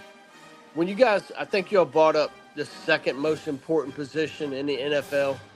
And I would venture to say pass rusher, because if the quarterback is most important, then getting after that dude has got to be the second most important, right? Or are we going wide receiver? Where are you guys? No. We're also putting wide receiver in there. That was the question. I think you're starting to see the salaries in the NFL. And we know Jamar Chase is going to set the market when it comes to non-quarterback when it's all said and done. But we saw the latest deal with the Max Crosby. Mm-hmm. You're seeing a Bosa that got released at one time. He was up there. My question is, right now, the second most important position on an NFL football field, I got to believe, is going to be the edge rusher. And I think you're going to see these salaries start to skyrocket from an edge rusher standpoint. And on a wide receiver, I think it's going to start coming down a little bit. I think Bradley Chubb just got his extension too from the Dolphins. Yeah, he did. Yeah, so like Johnny D said, it's definitely going to be that pass rusher. Like you said, Hank, it's going to be definitely number 2 after the quarterback. Because you said you great point. If the quarterback is the most important, then getting to the quarterback is the second most important. So you're absolutely right about that. Well, we all saw Jaden Daniels have a great year, but we also saw one guy has that guy a little bit nervous, and y'all know I'm talking about Micah had. They literally pulled him out of that season finale because Micah was so up JD5's rear, man. He was all over him, and he had an effect on him in the first game too. So if you ever wonder, wide receivers, look at what Patrick Mahomes did. And I know everybody said, we can't bring up Patrick Mahomes. We'll bring up Tom Brady. Well, that's what makes these guys great. If you look at who their receivers were, there won't no CeeDee Lambs or no Terry McLaurin's running around with those guys. It was kind of mid-grade guys. Even when Brady set all those records when he had Randy Moss, they didn't win the Super Bowl. They didn't win the ultimate prize. So I know Washington fans are getting a lot like Cowboys fans, and every offensive player that goes on the market, suddenly y'all got to start wanting to sign them, and everybody forgets about defense. Yeah, well, it's fun to talk about. It is fun to talk about. By the way, I found that nugget on Howie Roseman. Let me just bring this up, that no team has built through contract extensions more than Howie Roseman's Eagles the last 3 off seasons. $689 million in total extensions the prior 2 off seasons. Number 1 most of the NFL. Now you can add the Bond kid to the list in 2025 offseason. A strategy, acquire good players, re-sign them early. I made the comment earlier in the week. What made Andy Reid so good in Philadelphia and makes him so good in Kansas City is the mindset of, I need to pay players today before they realize how good they are. That's the key. Right. If you could pay them before they know how good they are, then you're ahead of the game. Right. Identify the talent early. Yes. Jump on the contract early, get extended out to whatever you're going to do. Instead of doing like what Dallas did, they cry about not being able to stop the run. Didn't sign a defensive tackle who gets motored over half the game. Osa. What a mistake, man. I mean, come on. What are we doing? We could have drafted somebody in the 3rd round and done just as much production as that guy. But no, we got to sign him because, see, Jerry likes to see, like, wow, that's my guy. I drafted him. So why wouldn't I pay him? And that's just, I mean, that's backwards. Y'all talking about, I think, Zach Martin retiring. I mean, he wasn't very good last year anyway. He's just living off. A lot of these guys live off reputation. Some of them, you know, their stats look great, but are they really productive? In other words, if you're getting your stats in a 38-3 game and you're a quarterback, how good are your stats? You know, if it's 28-26. I am going to make a comment. Hey, this is what I'm going to say, Hank, before I let you go. I'm going to make this comment. Did a little bit of research yesterday. That right now for the Dallas Cowboys, you're sitting at $56.6 million created in cap room by restructuring just CeeDee Lamb and Dak Prescott's contracts. That's top 10 in the NFL. That's 8 right now, right? You got the number 12 pick in the first round of the NFL draft. The offseason storyline is going to be getting back to the 2023 form. And your notable free agents right now are DeMarcus Lawrence, Rico Dowdell, and Eric Kendricks. I believe the Cowboys are in a pretty good spot. Honestly, I believe they're in a pretty good spot if they could draft well to actually make a little bit of noise with Philadelphia and Washington this season. I'm just saying, putting it out there. We all know that nobody wins the NFC East 2 years in a row. So does that make Washington the favorite, right? I mean, it's Philadelphia, now that they've got their Super Bowl, take that dreaded step back where everybody's kind of, you know, fat and happy and got themselves a little Super Bowl action, and now they take a step back. I'm gonna be bully on Washington until somebody shows me, you know, something different. But I agree, the Cowboys, man, people seem to forget 12 wins 3 straight years, and a lot of those were with that bum Cooper Rush playing quarterback. So the talent is there. It's a lot like ODU basketball, man. I don't care what anybody says. The talent's there. The coach got to step up and reach these guys. We got to roll. We're over the time allotted. We appreciate you as always. Best of luck in the cabin in Windsor.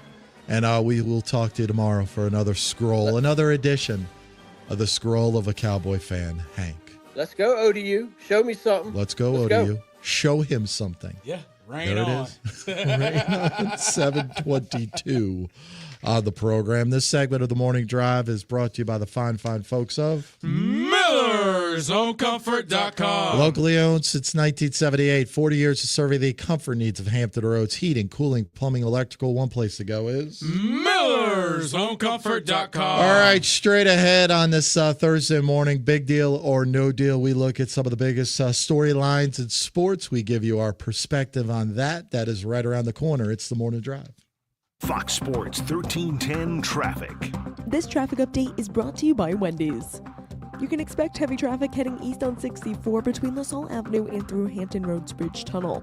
64 westbound is also seeing some congestion between Tidewater Drive and 564. Heading north on 664, expect backup between 17 and College Drive.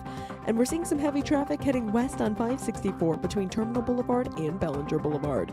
I'm Elena Begzo on Fox Sports 1310. Big news, bacon lovers. Wendy's Son of Baconator is only $3 for a limited time. That's a whole lot of bacon for just $3. For bacon that just won't quit, gotta be Wendy's. We're currently For any athlete, making it to the top sometimes comes with a few steps back.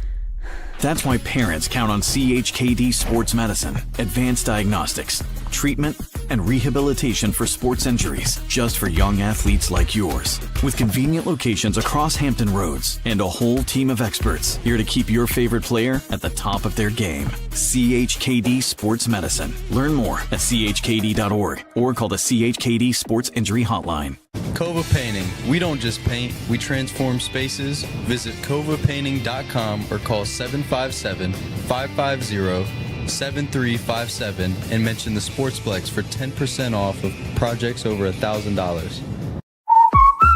What's up at DQ? Oh, just the best deal ever! The $7 Bacon Cheeseburger Meal Deal. Bacon cheeseburger for a limited time, plus fries, drink, and a sundae.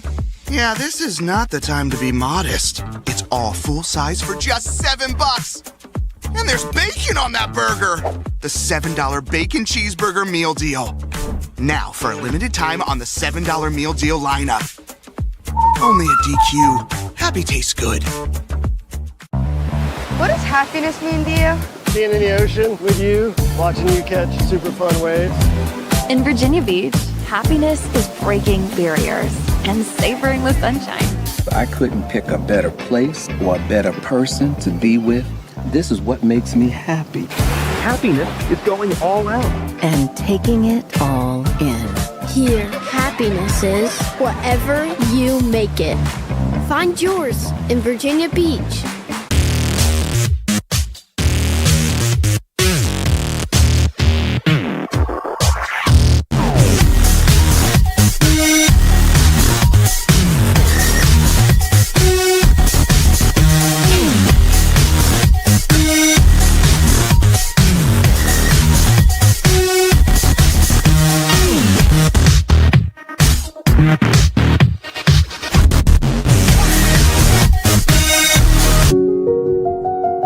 I grew up here.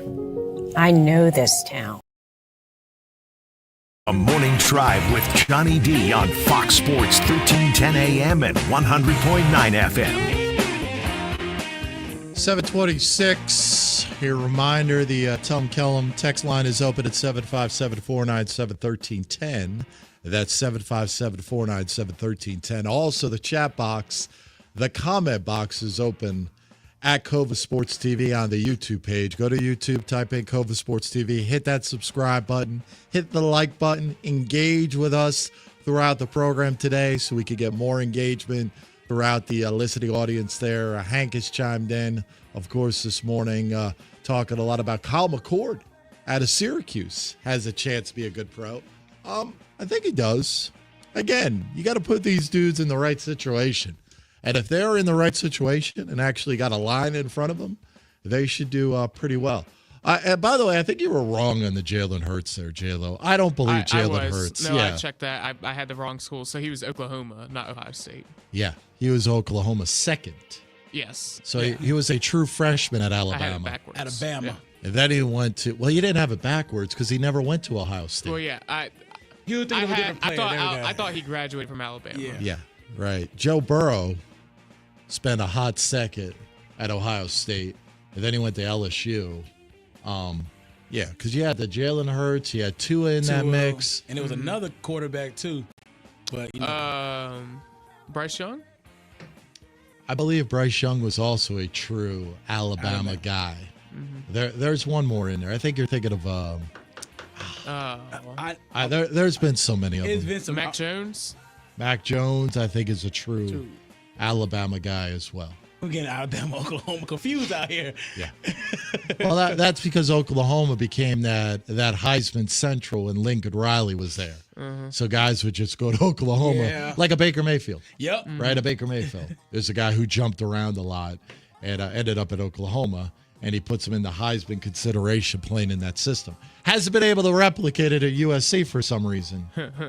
But who knows? All right, 728. So, again, you got a comment. Put it in the comment box this morning. The Marshall beanie, also a gift from a female who graduated from there. Thanks, Hank. You had to make sure you read it all the way before you said it, huh? Yeah, I was trying to figure out the word that he was putting. It wasn't vetted. That's the problem with some of the comments in the comment box on Cova Sports is they're not really vetted. I look at them and then I just read them. I do my Will Ferrell Anchorman impersonation. Yes. And I'm reading exactly what's on the screen, which could get me in a lot of trouble. So if you got a comment, post it.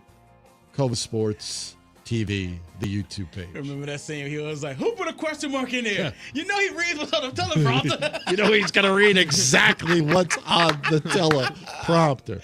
There are guys like that where they just show up. Yeah. All the work is done for them. Everything put up on the teleprompter. They don't look at it ahead of time. And then all of a sudden you're in trouble. Yep. You're in trouble. Very quick. I want to get into DK Metcalf. We'll wait on that. Because I do have a comment about DK Metcalf. And one thing I will say is I may be wrong on DK Metcalf. Because when I look at a DK Metcalf, I look at the guy at Seattle. He's been productive, but he hasn't been as good as advertised. I thought. Not as good as advertised. But starting to do a little bit of deep dive on some of these numbers. God, I hope he goes to Baltimore. I would love for another wide receiver to go to Baltimore and just sit there by week 4 going, can somebody throw me the football, please? This is what I'm really hoping for with Baltimore Raven fans. I'm really hoping that a DK Metcalf goes there. You partner him with a Zay Flowers, and by week 5, the guy's going, am I even part of the out? Like, why am I showing up to a meeting room? This is all about Lamar Jackson and Derrick Henry. Like, I'm not even a part of this. So we'll talk DK coming up here in a little bit. All right, what do we got? We got a little big deal or no deal? Yes, man. You get petty against the Ravens now, man. Leave the Ravens alone. Not petty against the Ravens. I love Baltimore. I bet you do, huh? Baltimore, great sports town. Great sports town, man. Love Johnny Harbaugh. You like the crab cakes? Love the crab cakes. Absolutely, yes. Nothing like downtown Baltimore, man, on game day. I love going to an Orioles game at Camden Yards, and they're blocking off the streets and everything else. Yeah, me you have too. not been to Camden Yards? You got to make that a bucket list deal. It's a bucket list for sure. Absolutely, man. Maybe Camden summer. Yards is still a phenomenal place to go visit for a baseball game. That's definitely towards the top of the bucket list for me. Absolutely, man. And you go a little downtown there, and they got some good, sneaky good Italian joints right there in downtown in the Inner Harbor. Great hotels right across the street. That's the beauty of it. You can stay at a hotel, walk to the ballpark, walk to the Inner Harbor. Great sports town. I just think you guys are a little bit delusional about your quarterback. That's it. Just a little bit. That's all I'm saying. You know he had to sneak that right in, y'all. Well, I'm just reminding the Raven fans once again, Lamar Jackson did not win the MVP this past year. You lose. It's going to be okay. Good day, sir. It's going to be okay. It's going to be fine. Life will still go on. You could talk about your top 10 defense. You could talk about Lamar's stats, and Derrick Henry was fantastic. You got Zay Flowers. Go out and get a DK Metcalf. It'll be great. And I'm telling you, that's where wide receivers go to die. It's Baltimore. By week 5, he'll be complaining, when will I get the football, please? I'm over here. I'm open. No. Okay. Oh, boy. 7:32 on the program. Let's have another big deal or no deal. Thank you. Got some music going. All right. Like this is Michael Jackson as well. So, big deal, no deal, gentlemen. I'm going to get my skip bells right quick. There we go. Yes. So we had a new mock draft came out by Charles Davis from NFL.com. Have you noticed, by the way, how many mock drafts are there now? Yeah, it's too many. About 10,000 right quick. You have got to make a decision if you are a football fan. You have got to decide, here are the only mock drafts that I'm going to pay attention to. You got a Mel Kiper, maybe a couple of others. That's it. There are so many out there. It's insane. Just pick one or two and stick with it. Okay. So whose mock draft is this? This is Charles Davis mock draft. Charles Davis, the NFL Network? That's correct. Okay.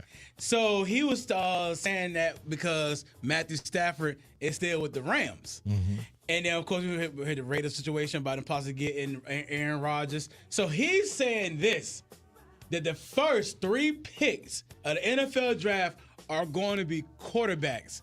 It's going to be Cam Ward, Shedeur Sanders, and Jackson Dart. Going to be 1, 2, and 3. Is this a big deal to have all these quarterbacks going in a 1, 2, 3, or is it no deal? Johnny D? You're talking about draft pick wise, Yes. 1, 2, 3? Yeah. Or are you talking about the top 3 selected in the draft? Top 3 selected. Well, look, I mean, right now that's the order. Yeah, it's not impressive. And I think that's why a Sam Darnold or an Aaron Rodgers or guys on the free agent market, a Justin Fields or Russell Wilson, a Jameis Winston, are in such high demand. Jameis. Because there are literally 1, maybe 2 that you're willing to move up for to get. Unless you're really in love with Jackson Dart, who is another one who's starting to work up those draft boards a little bit. And I think once he has his pro day, we'll probably work up a little bit more. Probably going to sneak into the back half of the first round. I don't think you're going to see them picked 1, 2, 3. No doubt. No way in hell. Oh, there's no not way. happening. There's no chance. No chance. No chance at all. And in fact, there are some people right now, Suave, who think Shedeur Sanders may be slipping into the late first round. I've heard, yeah. 20, 21, 22. That'll be nuts. I've heard, again, somebody call him arrogant, all this other stuff because of what he's saying. I mean, would you expect y'all? For one, he has success at Jackson State. He has success at Colorado. His dad, Deion Sanders, Who you think it's the Sanders family tree, but he's proven he won at Jackson State. He did work in Colorado. Otherwise, he wouldn't be a top draft pick. So he could be show a little bit of a little swag to him. This is the same family. When Deion went through the draft process, there were teams that would ask Deion when they were doing the interview and everything else, hey, I want you to take a test. I want you to do this. He would say, where are you picking? 15, 18, 20. Forget about that. I'm going to be a top 5 guy. Why am I taking your test? Right? Yeah, absolutely. That's sort of what Shedeur Sanders is saying right now, where many people think this is a job interview for Shedeur Sanders. He's going, look, I'm going to get hired. You're going to want to hire me. I'm overqualified. Right? Absolutely. So there are only certain people that I want to interact with because I know the hiring process is in the top 10. If you're not in the top 10, I'm not worried about you. Don't talk to me. Shedeur Sanders is not talking to Buffalo. Buffalo is not talking to Shedeur Sanders. There is a reason. Yeah. Okay? But I don't think 1, 2, 3. No. I don't see that happening. Maybe possibly 3 in the first round right now. I can see that happening. All right. So next, big deal, no deal. I teased it early in the 6 o'clock hour. A possible reunion, ladies and gentlemen, with the Las Vegas Raiders. You know the head coach is Pete Carroll? Yes. Guess who's linked to the Raiders? None other than Mr. Russell Gotta Cook Wilson. That's right. They said Russell Wilson has been linked to Las Vegas Raiders to a potential reunion with Pete Carroll. And, of course, they had their success in Seattle. So now it's a possibility that he could go to the Raiders. It's a big deal, no deal, that Russell Wilson could reunite with Pete Carroll with the Raiders. J-Lo? I think it is a big deal. Honestly, I like the idea of Russell Wilson a lot better than I do that guy Aaron Rodgers. If I am Pete Carroll and Tom Brady and whoever else is in that front office at Vegas, I would bring in Russell Wilson so much faster. We saw his success with Pete Carroll. We saw his non-success in Denver once he left Pete Carroll. He'd be such a better option. And if I'm Vegas, I'm making that move. I'm making Russell Wilson my next quarterback. We have all these draft picks to build ourselves up, to build ourselves for the future. Johnny D? Again, I thought Russell Wilson and Pete Carroll did not get along. Am I wrong? Is that why Russell Wilson was booted out of Seattle and he went to where? Denver? Denver, yeah. At that point? Yeah. That Pete Carroll no longer wanted him in Seattle? I mean, does Pete Carroll want to win football games? Is that what he's trying to do in his short stint with the Vegas Raiders? You got a lot of cap space if you're the Vegas Raiders. You got a lot of draft picks if you're the Vegas Raiders. I think the Vegas Raiders are going to make a run at Shedeur Sanders. That's what I think. Ooh. But if they don't, I don't get the love affair with Russell Wilson. I don't understand the love affair. Who's running the football in Vegas? Do we know? That's a great question because Josh Jacobs not there no more. Yeah. No. I mean, let me tell you, who is the Raiders running back? Here's the deal. It's no deal. It's not happening. It's not happening. Russell Wilson is not going to go to Vegas. I don't think he's a very good quarterback. I don't think he should have came back and started for Pittsburgh. I made that apparently clear when he got adjusted Fields, sitting at 4-2. And the offensive coordinator at Pittsburgh, by the way, he wanted Justin Fields. He did not want Russell Wilson. And when Russell Wilson played against quality opponents, you saw what happened. They stunk. He's 36. He's not as mobile. The arm strength is not there. Look, he's a good-looking dude, and his wife is beautiful. God bless you. You got a lot of stuff going for you. Take it and run with it. And it is so. But to let y'all know that running back for the Raiders is Amir Abdullah. So that's their number one in Yes. Vegas? Are we sure? I'm looking at it right now. Are we positive? Okay. So that's why they're going to draft Ashton Genty at number 6. So this is their running back room in the Raiders. You have Zamir White. You have Sincere McCormick, Amir Abdullah, and Alexander Madison. Yeah. That is their running backs. Yeah, Pete Carroll's going to want to run the football. He's going to draft a kid out of Boise State. Ashton Gentry? That's going to to be their pick. Yes. So if they get Ashton Gentry, then they might well get Russell Wilson. Why? He sucks. Well, it's not very good. So would you rather Russell Wilson or Aaron Rodgers? Neither. Can I say neither? Is that an option on the poll? Neither. Who else are going to go with? Neither. Well, you got two people saying because Max Crosby came out and said that he would love Aaron Rodgers there. Of course Max Crosby did. I mean, of course he did. Yeah, because the defensive player has a lot of say in who their quarterback is. Believe it or not, he does. Yeah, really. I mean, he's their franchise guy right now. Yeah. He is the face of the Vegas Raiders, this Max Crosby. So I would listen, but I would also educate him and go, did you see what just happened in New York? And Gardner Minshew, by the way, not going to be back in Vegas, please. No, he got released. Can we get rid of in the league? He was it. Did you see how much money Gardner Minshew was making? That's crazy. Ridiculous. My God. When are we going to be done with the Gardner Minshew experience? Never. Never. That's crazy. That's Uncle Rico. Never. I'd like to see. Jameis Winston in Vegas. That would be great. My goodness. That'd be phenomenal. Spectacular. We just got to see Jameis find a starting spot. All right, keep going, yes, Suave. let's please, because Jameis Winston in Vegas, that would have been headline. I'm sorry. Yeah. So, have y'all not known? Another person has left the Kansas City Chiefs, and he's going to Chicago Bears. All-Pro guard Joe Thuney has been traded from the Chiefs to the Bears. Also, the Bears got offensive lineman from the Rams, Jonah Jackson.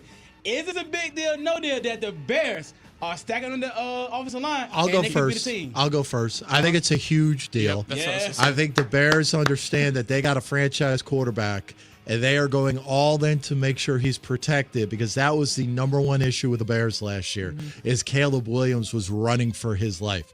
That being said, there's got to be a warning flag out there. As good as Joe Thuney was as graded by all the football experts, you gave him up for a 4th-round pick. If you're Kansas City, which, by the way, Kansas City's offensive line needs a little bit of help too. So I got some questions going. Let me get this straight. You got rid of a dude that was graded pretty damn high that you needed on that offensive line for that guy, Patty Mahomes, and you shipped him to Chicago for a 4th-rounder. What are you trying to do over there? Like, do you got somebody to replace him that we don't know about? But it's a big deal to me. I applaud them. They know that window again. If you got a franchise quarterback, you got about 3-year window to take advantage of winning now. That's what Chicago is doing. Yeah, huge deal. This is kind of what you've been talking about, Johnny, what Washington needs to do. Build that offensive line. Joe Thuney has been a very well-respected offensive lineman. He has a good reputation. It's such a good trade by Chicago. They've got to build that offensive line straight. They already have some solid weapons offensively. Their receiving core isn't that bad with DJ Moore and Keenan Allen. Obviously, got to build a little more on the defense, which isn't that bad. But build a little more on the defense. They're not looking too bad. Big deal. Hey, like I said, Khalil Mack's rumor that he could be making a return back to Chicago. So we'll see how that goes. And next one, Hank, I hope you're listening to this one. So the Cowboys opt for a draft over free agency in 2025 strategy. Cowboys owner Jerry Jones, when asked about the team looking to be more aggressive in free agency, quote, "I don't think aggressive is the right word. I'm not looking at free agency as a place to fill voids." Jones thinks that they can fill most of their voids in the draft. Big deal or no deal? Johnny D. You want to start with me? Yes. So he totally said the opposite of what Stephen Jones said 2 weeks earlier. Yes. Which I love. So obviously they don't communicate with each other whatsoever and sit down and go, hey, by the way, offseason's here. What do we want to do? Selectively aggressive, not in the vocabulary of one Jerry Jones. I will say this. I like the fact that he's taking care of what's in-house first. He's done the restructuring. He's spreading out the money. Now they got, the 12th pick in the NFL draft. They got top 10 in cap space right now. They got to figure out Micah Parsons. That is a big deal. Get it done sooner rather than later. You got to do that. Dak, is he going to be healthy at the quarterback position? That's going to be a huge question mark. I kind of like what they're doing right now. Believe it or not. I do too. I don't understand, though, that, hey, free agency, we're not really going to have an impact. Like, you still got to go out to free agency and get something done. I guess they think they're closer than they really are. I guess so. Yes, they do. Yeah, very close. Yeah. Got to nail the draft. What about you, J-Lo? What you think? Is it a deal or no deal? It's a big deal. I think Dallas is making the right moves right now. The restructuring is a huge deal, by the way. Not enough people respect doing that, and good on Dak for allowing that. So good deal for the Cowboys. They need young talent. They need to build around. I still don't know about the quarterback situation. We're not getting in that discussion right now, though. But get some solid young pieces and see what you can do with Dak until that window closes. Good deal. Absolutely. So this portion is called the big deal, no deal. What did Brian Schottenheimer have to say about all this? Who's Brian Schottenheimer? Come on. No, it's a cat over here. You know what I mean? I know. That's the funny part about this. Who is he? Where is he? Huh? You got a comment, Brian? No. Crickets. No, I'm good. I'm good. Just happy to be here. Yeah. See, there you go right there. And coming up next after the break, it's once again what's trending in entertainment. Yes, Happy Gilmore. Gilmore is back, and we're gonna get more details on it. Plus, there's a new movie in the works. Hey, you're not gonna believe what it's gonna be. It's the Morning Drive. Fox Sports 1310 Traffic. This traffic update is brought to you by Discover. Expect heavy traffic on 264 westbound between Waterside Drive and Downtown Tunnel. Heading west on 564, you can expect congestion between Terminal Boulevard and Bellinger Boulevard. We're seeing some buildup on 64 eastbound between LaSalle Avenue and Hampton Roads Bridge Tunnel, as well as some delays heading west on 64 between Tidewater Drive and 564. I'm Elena Vegso on Fox Sports 1310. You could skip this ad or double a good one. Is it our adventures? Or the friends we find along the way? Is it the challenges we conquer together? Maybe it's the people's lives we touch every single day. So, what makes a life a good one? You'll have to figure that one out for yourself. What is more? Is it more reps, more strength, more stamina? We say it's all of that, but it's greater than just what's in the mirror. It's about improving your mental and physical health. More is a feeling of achievement, fulfillment, confidence. It's looking better, feeling better, being better, and it's our mission to get you there. Because here, you are more. One Life Fitness. Portco is your local nonprofit organization dedicated to economic empowerment through employment for people with disabilities.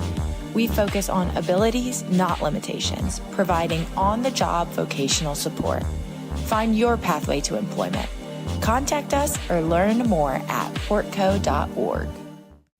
Well, it's everybody's favorite time of year again. Time to prepare to make your annual donation to that infernal revenue service. And if you're like me, you need help. Help to keep that donation as small as possible. So get off your W-2 and call John Maynard at John's Tax Service. 455-6763.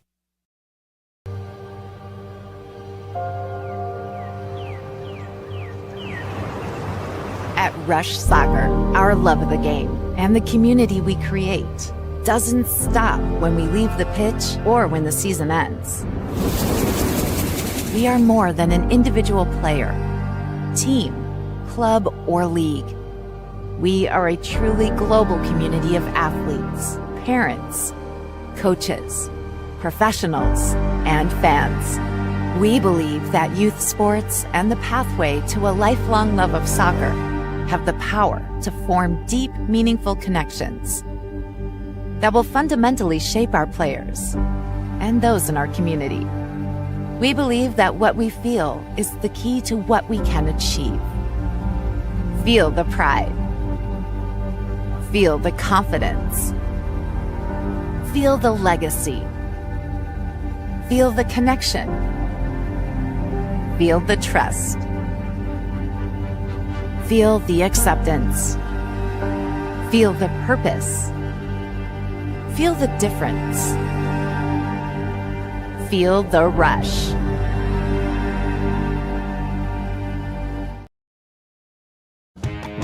Live from the OVM with Annie Mac Home Mortgage Studios, it's the Morning Drive with Johnny D on Fox Sports 1310 AM and 100.9 FM. Hey, a friendly reminder coming up at 8:05 this morning, Marissa's Mailbag. It is brought to you by Shorebreak Pizza and Tap House. Oh, boy. You are number one source for sports, relationship advice. That's coming up at 8:05 this morning. 8:25 this morning, I want to get into the conversation about DK Metcalf. Mm-hmm. I may have been wrong on my initial thoughts regarding DK Metcalf, so I want to get to that coming up at 8:25. And then 8:45 this morning, we've got Suave's motivation for a Thursday. Can't wait for that. I record them, you know that? And I put it on my phone. And when I'm feeling a little bit down today, normally right around 9:05, I'll pop it back on, and it gets me through my day. It's got to be the first thing you listen to. Face, man. It's got to be the first thing you listen to when you wake up in the morning.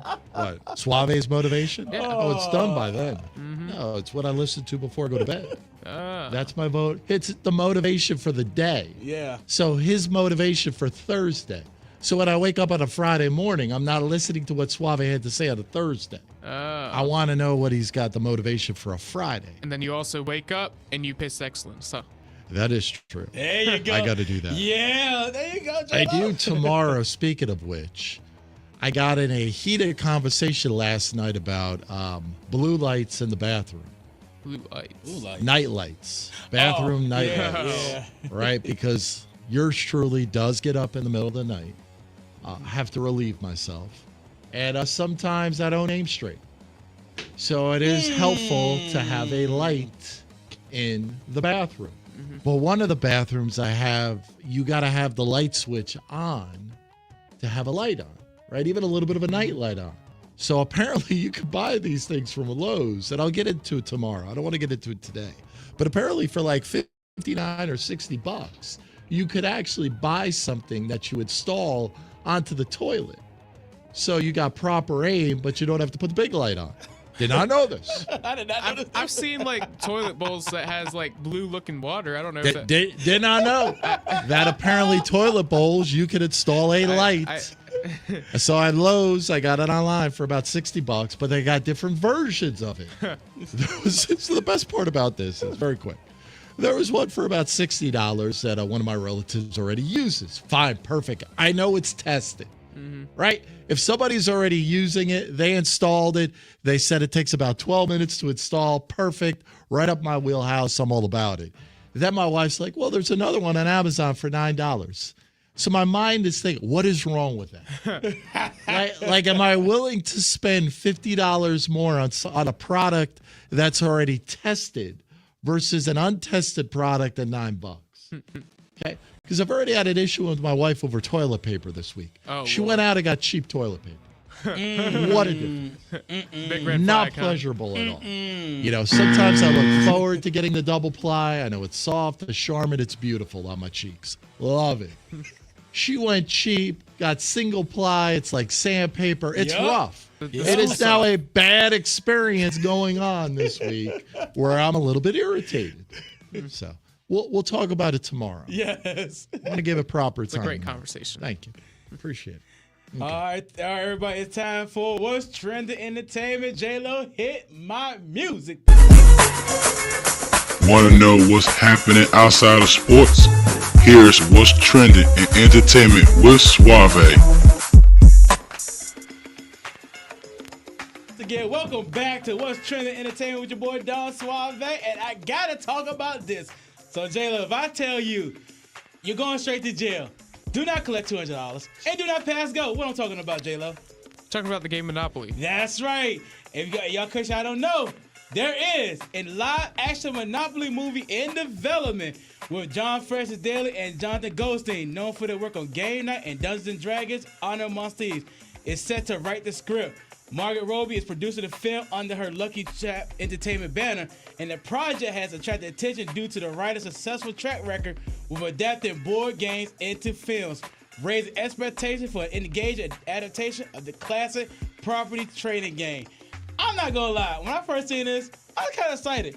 I remember You were excited over a movie based on Monopoly. Because I ain't gonna lie, that used to be some of those heated arguments if you land on somebody got a property. If you got finished a house, a game of Monopoly before? Oh yes. Oh yes, because I've never finished one. Let me tell you something. If you get on real board Boardwalk game. or Park Place, your tail is mine. Because I'm buying a hotel and you owe me some money.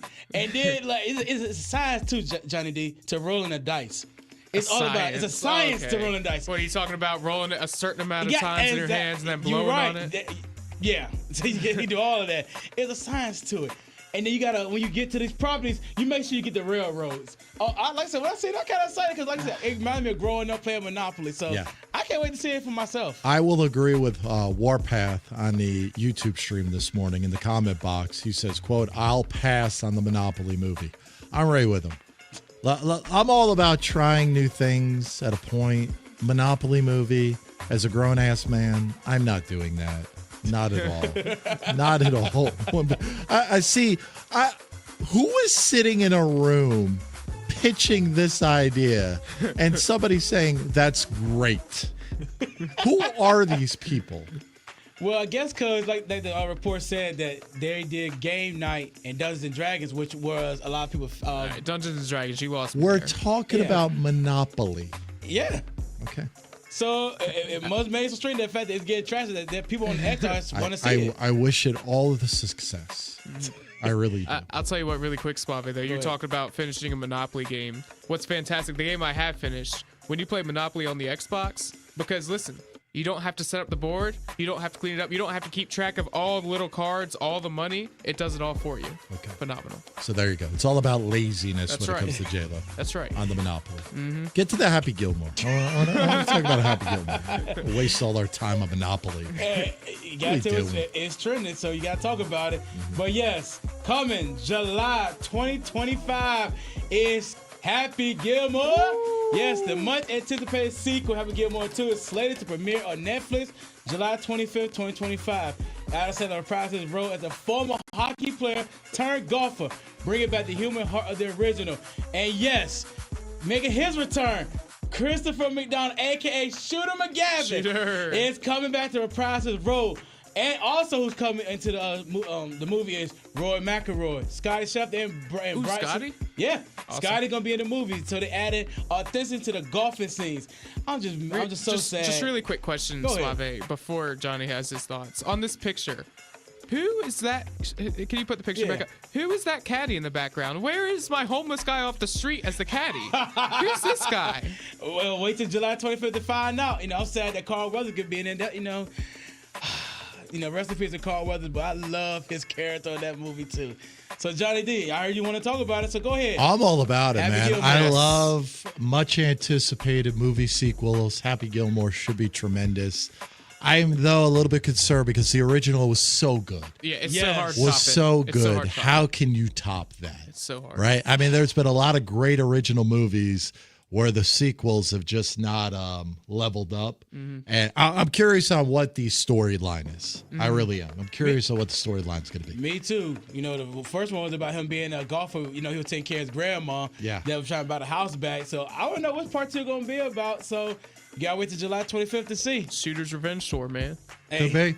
He can finally get that Could be. gold jacket he be wanting to get. This time he don't have to steal it and get beat up by Happy Gilmore's boss. Mhm. That was funny too. And Bob Barker fight, that was great. I'll tell you that it will never be Godfather Part 2. Like Godfather Part 2 is one of the rare sequels that I think exceeded the original one. I'll put that one and Terminator 2. Terminator was a good one. Rocky was a good one. Definitely. Rocky was a really good one. I'll even go old school for you there, Suave, because I know you're a little bit of a nerd. We'll even go back in 1980, Star Wars, Empire Strikes Back. Oh, yeah. Come on. Yeah. Come on, man. That's what I was, a Star Wars nerd. Oh, you was a back Star in the Wars day. nerd? Yeah, for about 10 minutes. Dang. I mean, I was, 9 years old? What about, do you do the Harry Potter? No. Oh, no, Not at he all. was a grown man by that Not time. at all. It was like Lord of the Rings? Nope. Nope. The only Harry Potter that I have done, I think it was Harry Potter, when I was at Epcot, did they have the butterbeer? Is that a Harry Potter thing? I have no clue. The butterbeer? I've never seen Harry Potter. Maybe I got the wrong movie. I thought it was Harry Potter that they got the butterbeer. The butterbeer oil? No. It's called a butterbeer. I have zero clue. It's an actual beer. You're asking the wrong person. that you drink at Epcot Center or wherever it is It's down at Disney. probably not Harry Potter then, because that's not Disney. That's Universal. No, he's right. Thank Harry you. Potter I am butterbeer. right. It's Harry Potter. It's the butterbeer. It's the butterbeer, yeah. Mhm. It I literally don't looks know. like a beer with like ices. Yes. It's- I did the butterbeer. As you can see how excited he sounds. All right. All right. Go to break. Yeah, let's go to break. So coming up next is the Power Hour. We're going to see who is in Marissa's mailbag and these questions for her. Whew. We all can see. It's the morning drive, y'all. Here's a quick weather update from the News 3 First Warning Storm Team. Good morning, I'm meteorologist Miles Henderson. Look for a mix of clouds today with high temperatures in the mid-50s. That's about 15 degrees cooler than yesterday. It'll still be windy, northwest winds 15 to 25 with some higher gusts. Mainly clear tonight with lows dropping into the mid-30s. For Friday, a nice mix of sun and clouds. A little warmer, will climb into the upper 50s and not as windy. For News 3, I'm meteorologist Miles Henderson. Have a great day. Did you know that the minimum limits in Virginia are $30,000? $30,000 is a lot of money on an individual basis, but if you're involved in a personal injury matter, that's not enough. Here at Williams-Deloitte, we're happy to provide a consultation on the amount of coverage you have in your vehicle. It can be confusing. Not many people understand it. You know you need to have it, but do you have enough? Give us a call today at 757-547-5555 so we can help you prepare in the case of an automobile accident or any other personal injury matter that you or your family may find yourself in.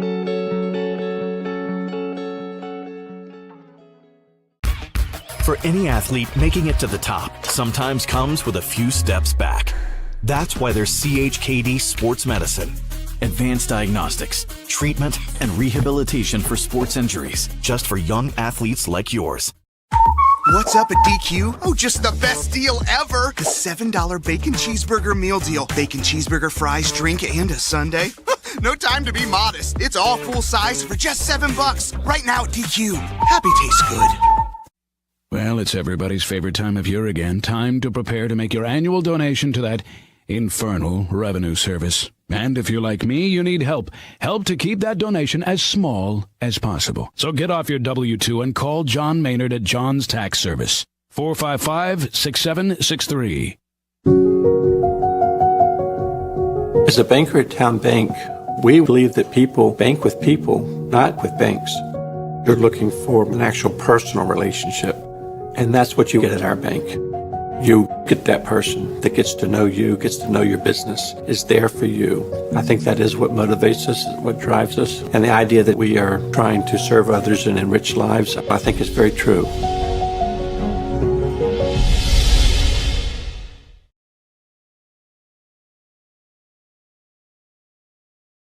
What makes a life a good one? Is it our adventures? Or the friends we find along the way? Is it the challenges we conquer together? Maybe it's the people's lives we touch every single day. So, what makes a life a good one? You'll have to figure that one out for yourself. After more than 50 years of innovation, AstroTurf still leads the way. The inventor of artificial turf does it all, right here in the USA. We engineer, test, manufacture, and install the world's most innovative fibers and turf technologies, with over 30,000 tracks and fields worldwide. AstroTurf, powered by Sport Group. 1310 WGHAM Newport News and WVSP-FM HD2 Yorktown. This is Fox Sports 1310. We are Fox Sports! This Fox Sports 1310 update is brought to you by the Fox Sports 1310 mobile app. Don't forget, you can take us anywhere you go with the Fox Sports 1310 mobile app. Download us now via the Apple Store or Google Play Store today. Good morning. It is 8 a.m. It's time for the Power Hour, and this is your Fox Sports update. Old Dominion won their opening round of Sun Belt tournament play against Louisiana 67-49. Sean Jor-Gordon had 21 points and 10 rebounds. Old Dominion moves on to play Texas State tonight in the next round at 8:30.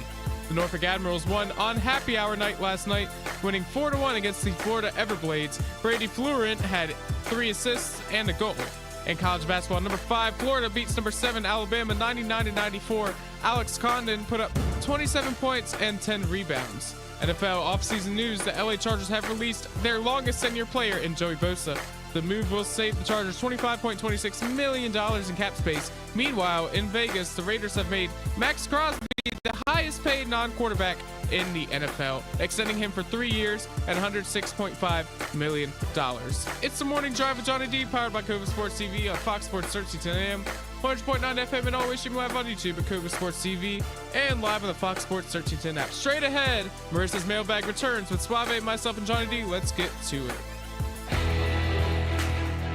Broadcasting live from the OVM with Annie Mac Home Mortgage Studios. It's the Morning Drive with Johnny D.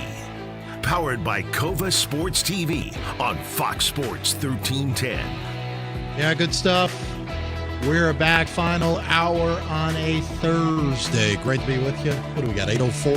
8:04. 60 degrees outside? Yes, 58 sir. degrees Yeah, outside? 50, actually, maybe. 50? And a 50 outside? Yep. Good. Pleasant day today in Hampton Roads. Great to be with you. Coming up in about 20 minutes, the ideal landing spot for one DK Metcalf. We'll talk about that. We'll also debate, is he a top 10 wide receiver right now in the National Football League? We'll get into that. We'll update our poll question coming up here in a little bit.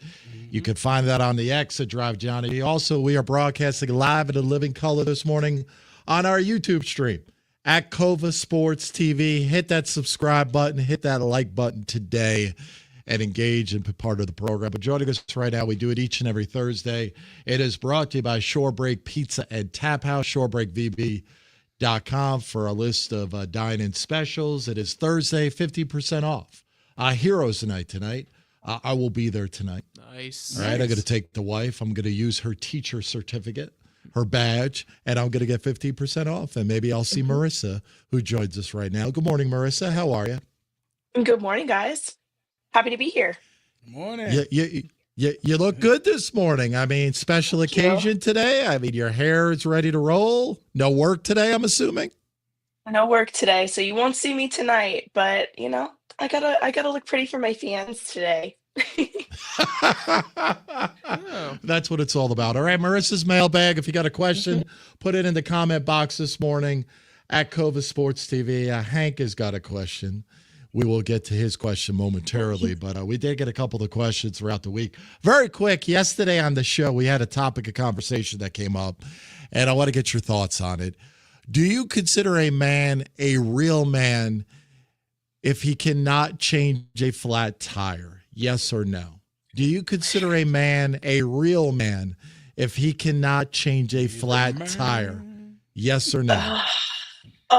Okay. I don't want to say yes or no because I am very traditional and I like, traditional roles, but with the university of YouTube now, anybody can Google anything at any time and figure it out if you don't know it right away. But you got to know how to change a tire because I don't know how to change a tire. So okay, so that's fine. So then my counter to that is, do you consider a woman a real woman if she is unable to bake something from scratch?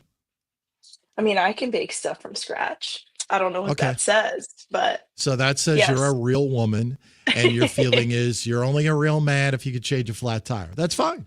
Okay, that was a conversation yesterday. Some people don't feel that way. All right, first question comes to us from Jean in Suffolk. The question from Marissa: is it not a good sign when my spouse decides to do? Wait, hold on a second. That's last week's. Where's this week's questions? I got last week's questions over here. Where are this week's questions? We have this week's questions. Hold on, I got to pull up my my emails. I got them right. There we go. Hold on. Stay with me here for a second. Yeah. No, I'm sorry. Well, I got the pass wrong the time with Hank's question. No, well, you can ask Hank's question, and I'll pull it up. Yeah, really quick, Marissa. Hank here had we a go. question on the YouTube chat box talking about, does pineapple belong on pizza? Yes or no? Long debate. He says he loves Hawaiian pizza. What's your thoughts on that? I love pineapple on pizza. So Thank you. I do. God. The salty and the sweet just go so well together. No. Let me ask this question to you then. What does not belong on a pizza? Any other fruit. I've seen banana pizza. Get that out of here. Oh, God. Absolutely not.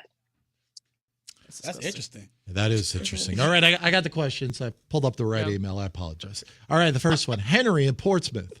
What are some red flags you and your friends look for when meeting a guy or trying to meet a guy for the first time? What are some red flags that you and your friends look for when meeting a guy or trying to meet a guy for the first time? Okay. Does he drive a big white van? Red flag. Okay. But off the top of my head, if I'm in a bar and you're drinking Long Island iced teas or something with like a lot of liquor per drink, you're out here for a good time, not a long time. And that's not my vibe. So I would say, those kind of drinks are a red flag. So you are monitoring what type of drink they are. Tells you if they're in it. What did you say? For a good time, not a long time? In it Is that for a good correct? time, not a long time. Yes. Okay. And somebody chimed in. No work vans? Like, would a big white van be considered a work van? It's a little different. I hope that you're not picking me up in your work van because I don't know that the company would like using it for personal time. But Mm-hmm. to each their own. Okay. All right. I got to be honest. That sounds a little snooty to me. I mean, if a person drives a truck for a living and they are a hardworking individual and that is their mode of transportation, what's the problem? Now, you're going to have to clean it up a little bit, right? You can't have empty Dorito wrappers and cupcake wrappers and anything else. But I think if you clean it up a little bit, it should be acceptable. All right. Next question. This comes to us from Smitty in Virginia Beach. My girlfriend wants to attend a comedy show coming to town, but the tickets are real expensive. Can we split it, or do I need to just bite the bullet and pay for the tickets? Problem is also going to be it's not just about the show. It's going to be dinner after the show. I do have a budget, but I don't want her to think I'm cheap. Good question. Oh, that is a really good question. That I is would a very good say if question. you're already in a relationship, like you're not still dating, you're not courting, you're not trying to quote unquote impress her, I think just Mhm. have a conversation with her beforehand. She knows, she hopefully knows that you're on a budget right now and, I can swing this much money, but I can't, if it's not a special occasion, I don't think that there's an expectation that as the boyfriend you pay for everything. Yeah, but you're I have big a on the job, I get paid for conversations. things. You're big on the conversations. How many dates in, or how long are you dating? I, if you're within the first 3 dates, I think, right? I think you got to bite the bullet. And then you Yeah, got a I pretty think good so too. understanding what she's all about. Now, at any point during the date, if she goes, hey, look, I know these tickets were expensive. I know a little bit of dinner. How about I pay for dinner? You got the tickets. We're all good. Yes. I can understand that. But if you're about 7, 8, 9 in, you're talking about let's have a conversation ahead of time. That just screams cheapness to me. Well, it says my girlfriend, so you're already in a relationship. You've already won her over. Okay. All right.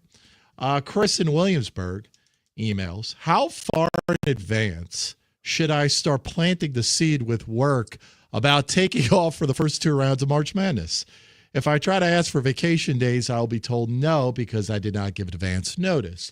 So you are somebody who obviously works in an environment where many people will be taking off to watch the first 2 rounds of the NCAA tournament on a Thursday or Friday. So how do you handle that as far as calling in sick?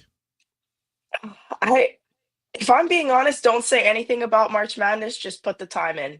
Just do your best. Just come up with something else at this point. But I don't know that I'm the best person to ask this question to because our calendar for work says no requests off for all of March Sure. Madness. So I don't know that I'm the right person to ask that. But that's also a peak time for you. Like, I totally understand. There are certain times of the year where your boss will tell you, do not plan on taking off.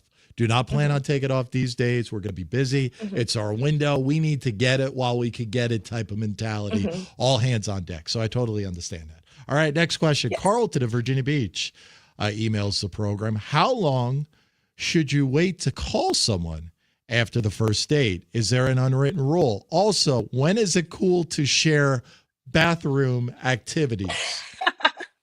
That is an interesting one, right? That's 2 completely separate parts to that question. So Absolutely. part one, I would say shoot her a text that night, call her the next day. I would not call if she did not reply to your text. If she replies to your text, good job, the date went well. Call her the next day, talk to her the next day also. So Follow it let up. me get this straight. We just went out on a date. I just brought you home at about 10 o'clock, let's say, 10:30, whatever it might be. You are saying actually the text that same night, sort of a, hey, thank you? Like, are we doing a thank you for going out with me text? Yes, What are we doing? send a text that says, I had a wonderful night with you. I would love to see you again. That's all you got to say. That's all you got to say. Keep it short and sweet. What happens if you did not have a wonderful time? If you didn't have a wonderful time, you're not going to call her anyway. So the question doesn't matter. All right. And what about the bathroom activities? That's the big one. Oh man. I don't think there's any special time frame. You're going to have to my trick is you start making little jokes early and see how she feels about it, and then you can start, I have being explicit. So jokes, and then you can be explicit about it and just say what it is. All right. All right. That's an interesting one because that's always an interesting dynamic. Like, what are you comfortable doing in the company of the significant other in the bath? There are certain things 23 years of marriage in, still not comfortable doing. I still don't want you here. It's for everybody's well-being that you should not be here. The final one comes in. This is too good. Hold on. Just saying. This is too good. Pablo from Chesapeake. Do most women find arrogance and confidence attractive or a turnoff? Asking for my friend Hank is what this person is asking this morning. Okay, so there's two different connotations to that. Arrogance is never attractive. Confidence is always attractive. There's a difference. Okay. What is the difference to you? Give me an example of the difference. Like we've been talking a lot about Shedeur Sanders this week, doing his interviews at the NFL Combine. And a lot of people think he comes off as confident, obviously, but others think he comes off as a little bit arrogant. So, I mean, there is a fine line. Yes. I think confidence has an air of humility to it. Arrogance is completely lacking that humility, that down-to-earthness. You think that you're the best in the world and nobody's going to tell you any different. Confidence is I am the best because I've worked really hard and I can back it up with experience, and I'm also a really down-to-earth guy, Okay, so there you go. Marissa's mailbag. We do it each and every Thursday. You got a question or comment, you could hit us up via the X at Drive Johnny D. You could drop it into the comment box on YouTube at Cova Sports TV. It is brought to you by Shorebreak Pizza and Tap House, the best happy hour in Hampton Roads. Today is Thursday. It's Heroes Night, 15% off food, drink, first responders, military, nurses, and teachers. For more information, go to shorebreakvb.com. Hey, very quick before I let you go, what type of watch parties have you been getting? Like, what is the big college watch party as we get ready for March Madness that starts to roll? Did you get anybody in last night for ODU basketball? Be honest, you probably did not. Did you? We had it on, but I can't say that we didn't have a watch party for it specifically, but I will say last week we had, or maybe 2 weeks ago, we had University of Richmond versus VCU, and both of them independently booked a watch party. So that was fun to have a little rivalry going on. We get a lot of that for like the big UVA, Virginia Tech matches and things like that. But it was cool to see, a smaller fandom come out and support like that. But we get a lot of VCU, to be honest. They have a huge following in the area. So we get them. We have just a fantastic amount of UVA fans, I would say, more than Virginia Tech. Where's Virginia Tech been? I don't know. UVA. How about that, J-Lo? Yeah, J-Lo. Big UVA fandom going on at Shore Break. You're not there. Yeah. I thought you were the leader. I thought you were the face of UVA fandom. You'd fit right in. Absolutely. He would fit right in. He would fit it right in. And look, he may meet that somebody special during a UVA watch party at Shore Break. They got a lot in common. She's a UVA fan. He's a UVA fan. You never know. Magic could be in the air there, J-Lo.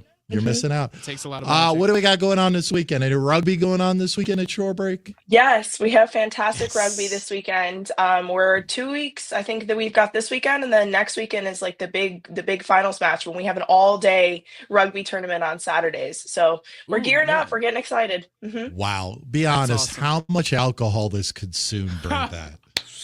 It's a lot of Guinness. So we stock up on Guinness, and it's a lot of mimosas. So it's fun because it's hard to start, drinking, anything other than brunch drinks when you're there at like 9:15 in the morning watching rugby. So it's a lot of mimosas. Is it a code violation for a man to drink a mimosa? No, do it. They're delicious. Do it. They are delicious. I do know that. I don't know if I could do it. I'm not sure. I don't know. It's just kind of a fruity fruit drink, and I'm not a fruity fruit guy. That's what if I put it in a beer glass for you? Nah, it don't matter. I really don't drink alcohol, so I'm the designated driver in my family. I've been There you doing it go. for 20 plus years, and I will continue to do it for another 20. I will be the designated driver. I like to say to my wife, I am your Uber XL. That's what I am. And please give me a 5-star rating at the end of the evening. Nice. That's all I'm asking for. I'll be your Uber XL. Just please give me a 5-star I need that quality 5-star rating. to keep me going. Yes. I need that 5-star to keep me going. Absolutely. Marissa, always a pleasure. We'll talk to you next week. See you guys later. There we go. Marissa. Marissa's Thanks, mailbag. Marissa. It is brought to you by Shorebreak Pizza and Tap House. For more info, shorebreakvb.com. All right, there we go. I apologize. I had the wrong email that was up. All right. But I did find that. So there we go. Had to pivot a little bit there, but we made it work. All right, good stuff. 8:20 on the program. Hey, right around the corner, I want to dive into the free agency. I want to dive into the DK Metcalf and get into that debate. The premier landing spot for one DK Metcalf, and we'll debate amongst the three of us, is he considered a top 10 wide receiver in the National Football League? We will get into that conversation. Also coming up at 8:45 this morning, what to watch for tonight, and Suave's motivation for a Thursday. You don't want to miss it. It is a Thursday edition. It's the Morning Drive. Fox Sports 1310 traffic. This traffic update is brought to you by Allstate. The exit ramp is blocked off due to an accident from 564 westbound to Terminal Boulevard. We're also seeing some delays backing up to Bellinger Boulevard heading west on 564. Expect heavy traffic on 264 westbound between Waterside Drive and Downtown Tunnel, and heavy traffic heading west on 64 between Military Highway and 17. I'm Elena Begso on Fox Sports 1310. What is more? Is it more reps, more strength, more stamina? We say it's all of that, but it's greater than just what's in the mirror. It's about improving your mental and physical health. More is a feeling of achievement, fulfillment, confidence. It's looking better, feeling better, being better, and it's our mission to get you there. Because here, you are more. One Life Fitness.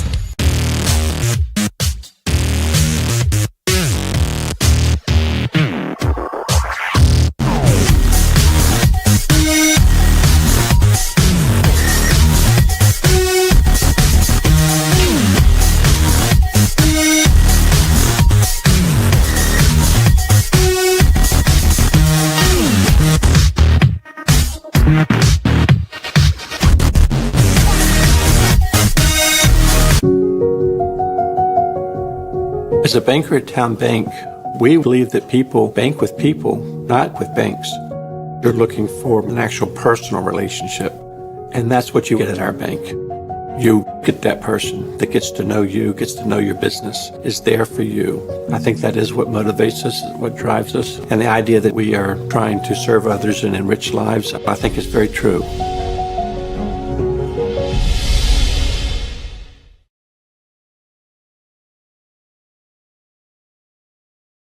What makes a life a good one?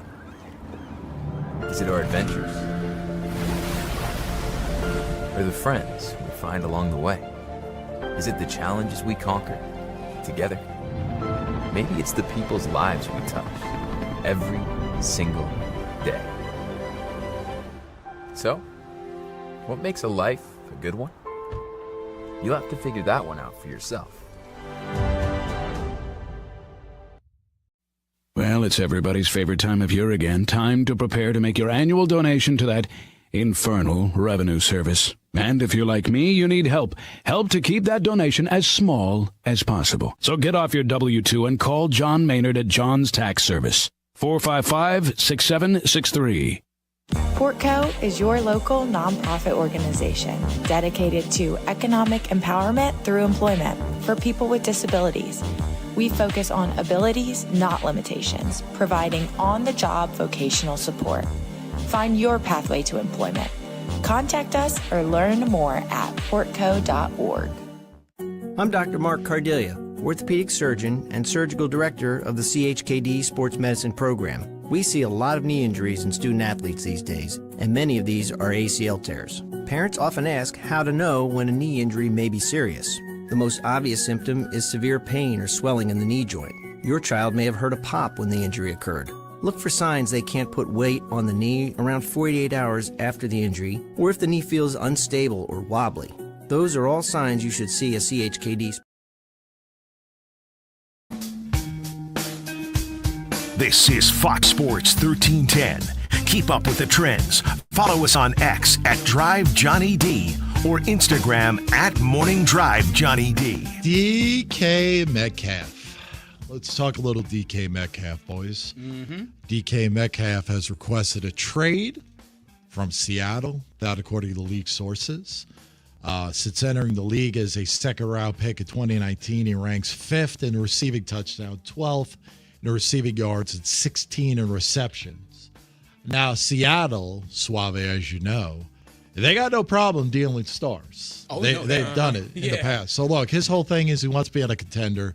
He feels like Seattle is not going to be in contention. They've missed the playoffs in each of the last 2 years. They don't have to trade him, though. So I'll get to that here coming up here in a little bit. But you are talking about an organization that has done deals, defensive end, who was that, Frank Clark back in 2019, and, of course, Russell Wilson in 2022, talking about John Schneider. So Metcalf at 27 has got the highest 2025 cap hit amongst NFL receivers, but he has no guaranteed money. Thus, the reason why he wants to get traded or get a new contract, okay? You're talking about a guy whose average salary ranks about 13th in the league, 3 years, $72 million extension he signed in July of 2022 when he was 24 years old, made him the league's 6th highest paid receiver. A similar deal when adjusted for the rising salary cap will be in the range of about $32 million a year. And we know Jamar Chase is going to set the market. That's going to happen. You know it. Yeah. Okay. The whole deal is, though, Seattle does not have to trade him because there's really a trade would only create about $10.8 million in cap savings for the Seattle Seahawks. So they do not have to trade him. I think you got a little bit of a similar situation we talked about last year with Brandon Ayuk, right? That's going on here. The one thing I do find surprising is the cast of teams and what the compensation will be. Suave, I will tell you that this is my feeling. Number one, you're not going to get a number one in return. I do not believe you will get a number one in return. And number two is going to be your starting point. Some of the teams that are mentioned, you got Buffalo. Of course. Which is funny because when he came out, a lot of Bills fans wanted the Bills to draft DK Metcalf when he first came out. And they did not. But he is a dude. Trade offer would be maybe a third-round pick. Maybe you throw in a Curtis Samuel, 6th-round pick in 2026, something like that. You give him a 3-year, $85 million deal if you're Buffalo. Green Bay is another destination that they have talked about, putting him with Jordan Love. They don't have a big-time threat. They got good wide receivers in Green Bay, but they do not have a big-time threat. You got to put Kansas City in the mix, right? I mean, Kansas City, you got to put them into the mix. 3rd-round pick, possibly, into the mix. Chiefs need a true X type of receiver. They don't have that right now. I think the destination is going to be one of two places. Number one, New England. Yes. Although I thought, and I would have to look back, I thought at one point he talked about that Boston was not really a desirable place to live. I thought DK Metcalf had comments about that. I'd have to double check that. But the Patriots, they can give up a second round. That fits great, in my opinion. What, New England? Yeah, they have the money to do so. They have all the draft compensation in the world. They're young. I think it would fit well. You get Drake May, a nice number one receiver to have for quite some time in his career. I think it would work great. So you are actually correct, Johnny D. In January 2025, DK Metcalf said that New England was, quote, not a desirable place to play football. So you go ahead and throw New England out of there. Throw that out the window. I don't know. I think money speaks. Yeah, true. They do have a QB1 in Drake May that they like a lot. They got a lot of cap space. They got a lot of money, $125 million plus. You got a brand new head coach and Mike Vrabel. Culture is going to be different. May change. Another destination is going to be the Pittsburgh Steelers. Okay? Yeah. Pittsburgh Steelers again. They got to get a quarterback first. You got to figure out the quarterback situation. Yeah. You probably could get about $45 million guaranteed if you go to Pittsburgh. They'll give up a 3rd-round pick. But the one destination that I got to believe that nobody is really talking about, the Vegas Raiders. Actually, I was going to say that if you go past to me. Reuniting with the guy that drafted you in Pete Carroll. Now, the question obviously for for DK Metcalf is you want to be traded to a contender. Exactly. Is Vegas a contender? I don't think they are. And, oh, by the way, who's throwing you the football? Again. Don't really know who that is. Quarterback. Right? But you get a chance to reunite with Pete Carroll. The Raiders package offer, I think, is going to be the best combo if you're talking about draft capital and contract extension and guarantee money. It's either going to be New England or it's either going to be the Vegas Raiders. It's another team. Suave, too. your thought? It's another team, too. Who's that? And Hank, I was about to say it, but Hank already chimed in. No, it's not. It's not going to be Dallas. I heard it was Cowboys. No, it's not going to be Dallas. Yeah. No. Oh, because of the restructuring of the contract? It's not. It's not going to be Dallas. Look, Oh. Dallas will not be all in on a free agent until they figure out Micah Parsons. You have got to figure out Micah Parsons, and you cannot give DK Metcalf $45 million guaranteed. You can give up a second or a third rounder, but it's the guaranteed money. He's got none right now. He's got zero. Forget about being traded to a team of contenders. He wants money. Absolutely. That's what these guys don't want to play on a contract with no guaranteed money right now. You don't want to do that. Dallas, forget about Dallas. Dallas is out. We've already shown they're not going to do anything in free agency for Dallas. Well, then, of course, then my thing would be I would love him to go to either Buffalo or the Raiders. Of course, Buffalo, so that Josh Allen can have a true number one receiver. You already seen what he did, Baltimore, with the talent that he had, Baltimore. And because of what he did in Buffalo, Baltimore, Josh Allen was your MVP, Baltimore. So I would see him pairing with Josh Allen for number one. That would be great. But then see him play with the Raiders, him, Brock Bowers. Yeah. Get the quarterback, either go for the draft or even Aaron Rodgers, depending on who you talk to, or Russell Wilson for what that came up. But yeah, those would be the two teams I would see DK Metcalf would be. Can't wait. Can't wait to see what happens. I don't think he'll stay in Seattle, but Seattle really has no motivation to trade him. Like I said, cap-wise, you're only saving $10 million. They're in pretty good cap position as we speak, but we'll see. Is he considered a top 10 wide receiver? Now, we had this conversation yesterday in talking about some of the top wide receivers in the NFL. I don't believe, and I'd have to look back, but I don't think we had him in the top 10, did we? No, we didn't. Okay. So the top 10 that we have, one thing about DK Metcalf that came up that I did not know, that swayed me a little bit possibly.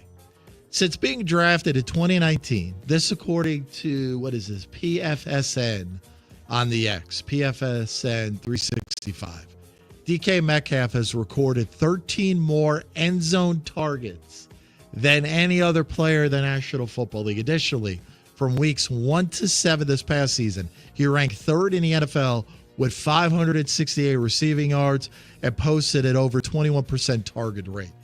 Those are impressive numbers. That red zone, that's an impressive number. You look at some of those teams that have struggled in the red zone and throwing the football, that's maybe a guy you should target into DK Metcalf. But we talked about top 10 wide receivers. Suave, do you put him in there, yes or no? No. No, not going to be in there. No. Okay. J-Lo, do you put him in, yes or no? I don't know. You do not put him in there as a top 10 wide receiver. Nope. Especially what they're asking for. This just came out just a few minutes while we was talking. From Dub Kleiman said the Seahawks are asking for, get this. This was DK Metcalf, y'all. First and third rounder. Not going to happen. No, not going to happen. It's just not going to happen. The Commanders just traded a 5th round pick for Deebo Samuel. It's not happening. Yeah. I mean, Jonathan Mingo went for a 4th. Yeah. It's not happening. That's what they asking. There's so much more value in draft picks now. Like, you can see star players just going for a 3rd or a 4th. Like, it's nothing. Yeah, but he said his first, third, and he won a $30 million contract guaranteed. That's not going to happen. So again, though, it's all about leverage, and he does not have any leverage. Nope. They do not have to trade him. You are still under contract. It's not a salary cap situation in Seattle. Not sure if they work it out and maybe restructure his deal, give him a little bit of guarantee money. Don't know. Seattle was on the doorstep, were they not, of making the playoffs the last 2 years? Yeah. I mean, they're pretty close to begin with. Yeah, Gino doing work. You know my feelings. I do not believe he's a top 10 wide receiver. I think he's right there. Maybe he could be if he's got the right guy throwing to him. But I would love to see him at Baltimore. God, I would. And why is that, Johnny? Because, again, I love Raven fans. They truly believe if they bring in a big-time wide receiver, that'll get him over the hump. He ain't getting the ball. Can we stop having the conversation in Baltimore about bringing in a wide receiver? You're not an attractive landing spot. I love all these. I love to play with Lamar Jackson. No, you don't. No, you don't. You're not getting the ball. So when Lamar's got 22 rushes for 182 yards, not to mention and Derrick Derrick Henry's got 125 yards, but you win 24-18, there ain't a wide receiver in the NFL right now that's going to be cool with that. Nope. You just long blocking. That's all you do with occasional. I take that back. Cooper Kupp. Go ahead. Go get Cooper Kupp. Oh, okay. There you go. System guy. I mean, that's a guy who's going to block for you. Yes, it is. But I would love to see him in Baltimore, man. I really would love to see him in Baltimore.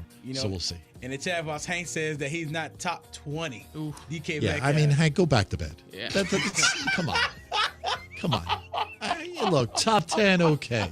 Top 20, come on, man.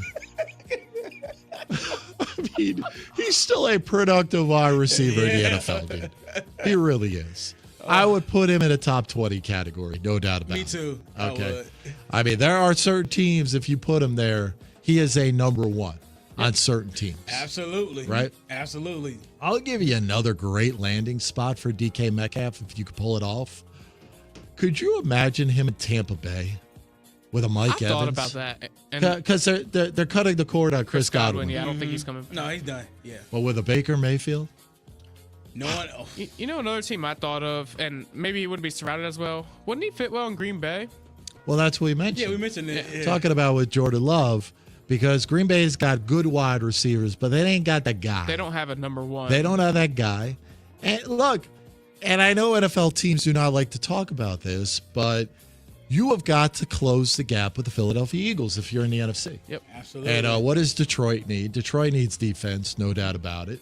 They got enough weapons on the offensive side of the ball to compete with Philadelphia. They need that guy. They had Aiden Hutchinson. That's why a Myles Garrett or even a Bosa or somebody who could get pressure on a quarterback would be perfect in Detroit. Yeah. You got to close that gap with Philadelphia, who just seems like continues to get better and better and better. They just have money. I don't know how they pay all these dudes, but they just got money. Commanders. We mentioned the Commanders. How do you close that gap with Philadelphia? Did trading for Deebo Samuel close the gap, Suave, with Philadelphia?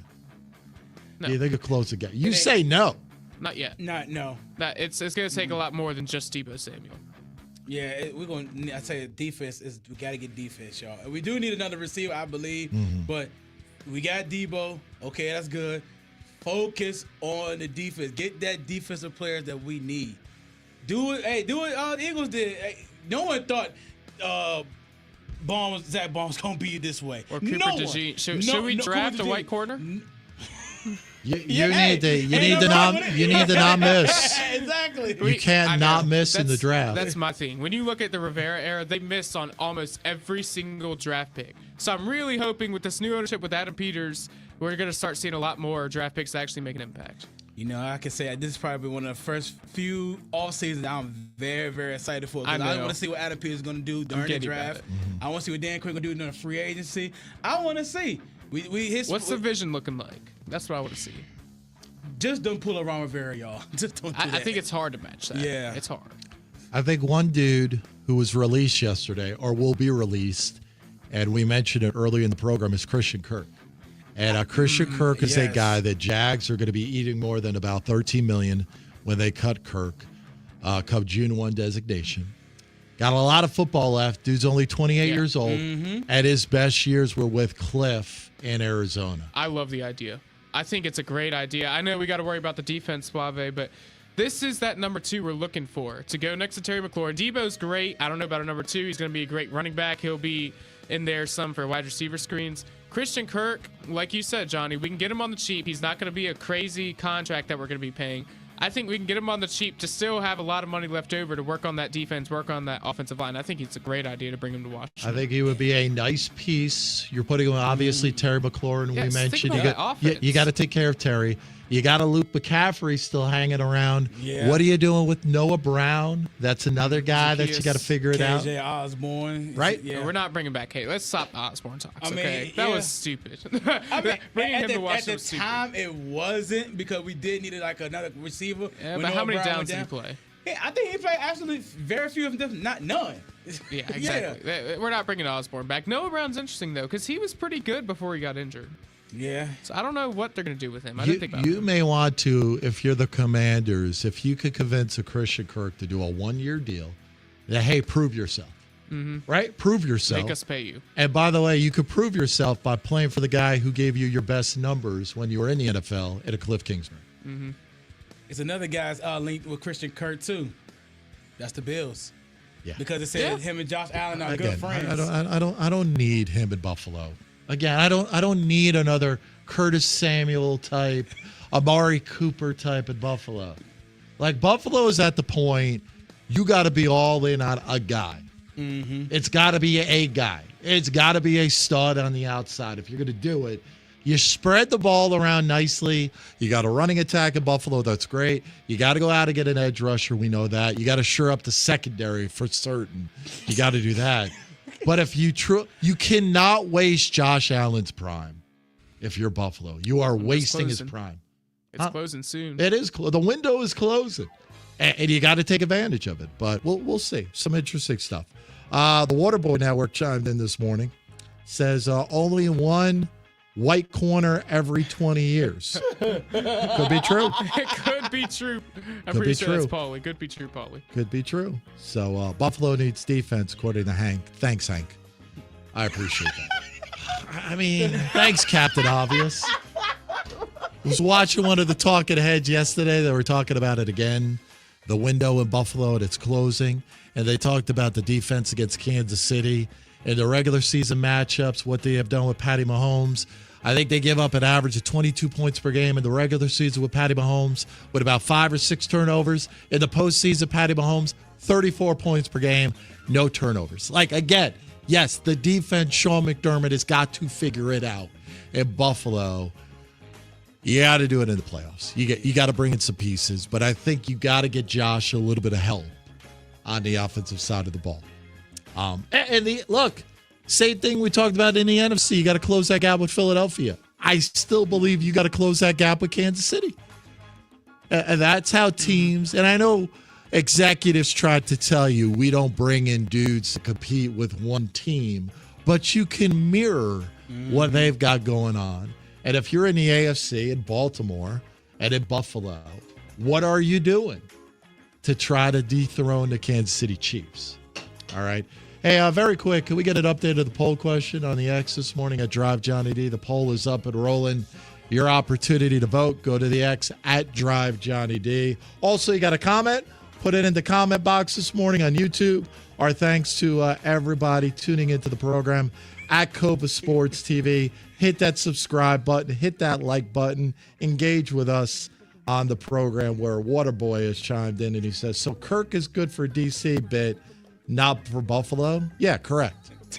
Because Buffalo does not need a number 3. That's Washington's got a number 1. Yes, we do. Terry McLaurin. Yep. You got a 2-3 in Debo Samuel. You bring in another guy like a Christian Kirk who flourished under Cliff in Arizona as a 2-3. What's Christian Kirk going to do with Buffalo? He's not going to do anything. He's not. We need a number 1 it's guy. the same problem that you guys have had, that you need kind of a number 1, a sole number 2, not a guy who can kind of flirt between number 2 and 3. Yeah, but we got to be careful. You had a number 1, and he was a diva. And it was a pain in the ass. It's Stephon Diggs. You got to find a better number 1. So is Shakur like a Christian Kirk?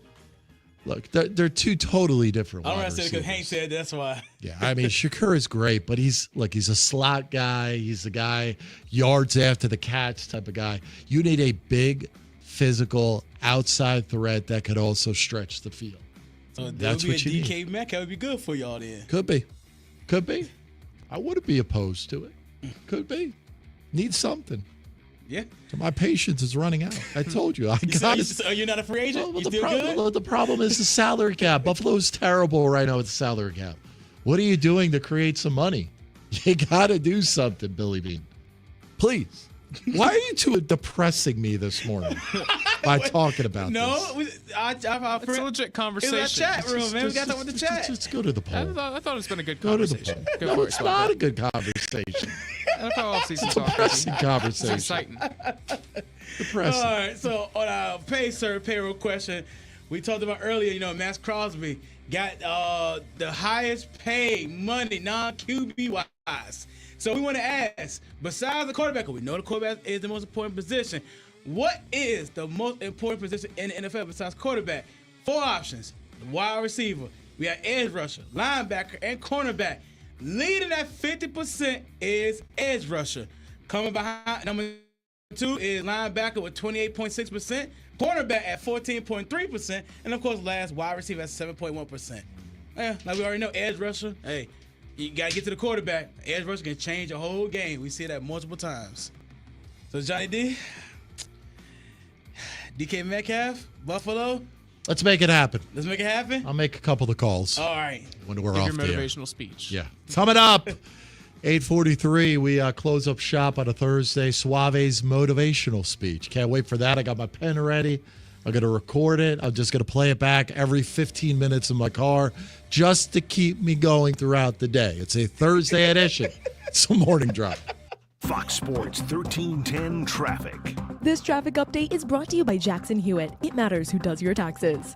Expect heavy traffic heading east on 264 between Des Moines Avenue and Berkeley Bridge, as well as heading westbound between Downtown Tunnel and Waterside Drive. The left lane is blocked off on 64 westbound, causing heavy traffic between Battlefield Boulevard and Greenbrier Parkway. And also heading west on 64, you're going to run into some delays between Tidewater Drive and 564. I'm Elena Begso on Fox Sports 1310. James Catato tells us tonight there's a new team making new noise in the USL2 scene on the other side of the water. Something special is brewing inside the walls of the Virginia Beach Sportsplex. We're not here for moral victories. When we're on our day, we're a legit team.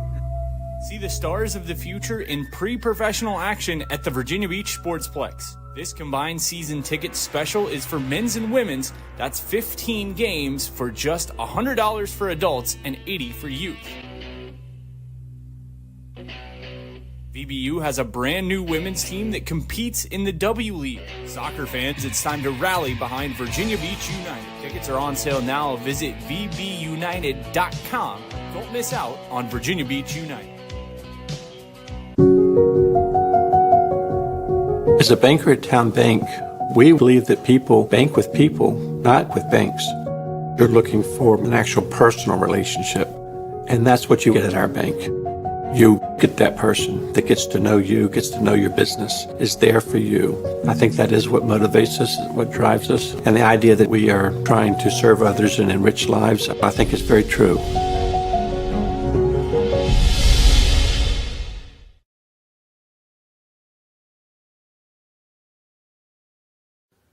Hi, this is Wayne Williams of Williams Deloach. I'm an experienced personal injury attorney, and I hope you don't need my services because I certainly don't like to see people injured on a daily basis. But in preparation for that unfortunate situation, your insurance coverage is very vital to your case. Give me a call today. I'd be happy to discuss your insurance situation for you and your family. That's the most protection you have, and you want to have that ahead of time.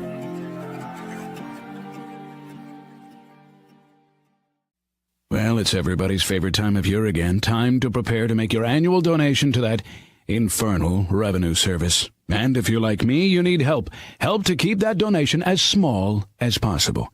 You need John Maynard. PFP, LUTCF, EA, all those initials behind his name mean he's qualified to work on your taxes. He's an ATA, accredited tax advisor. He's an ATP, accredited tax preparer. He's a fellow at NTPI, the National Tax Practice Institute.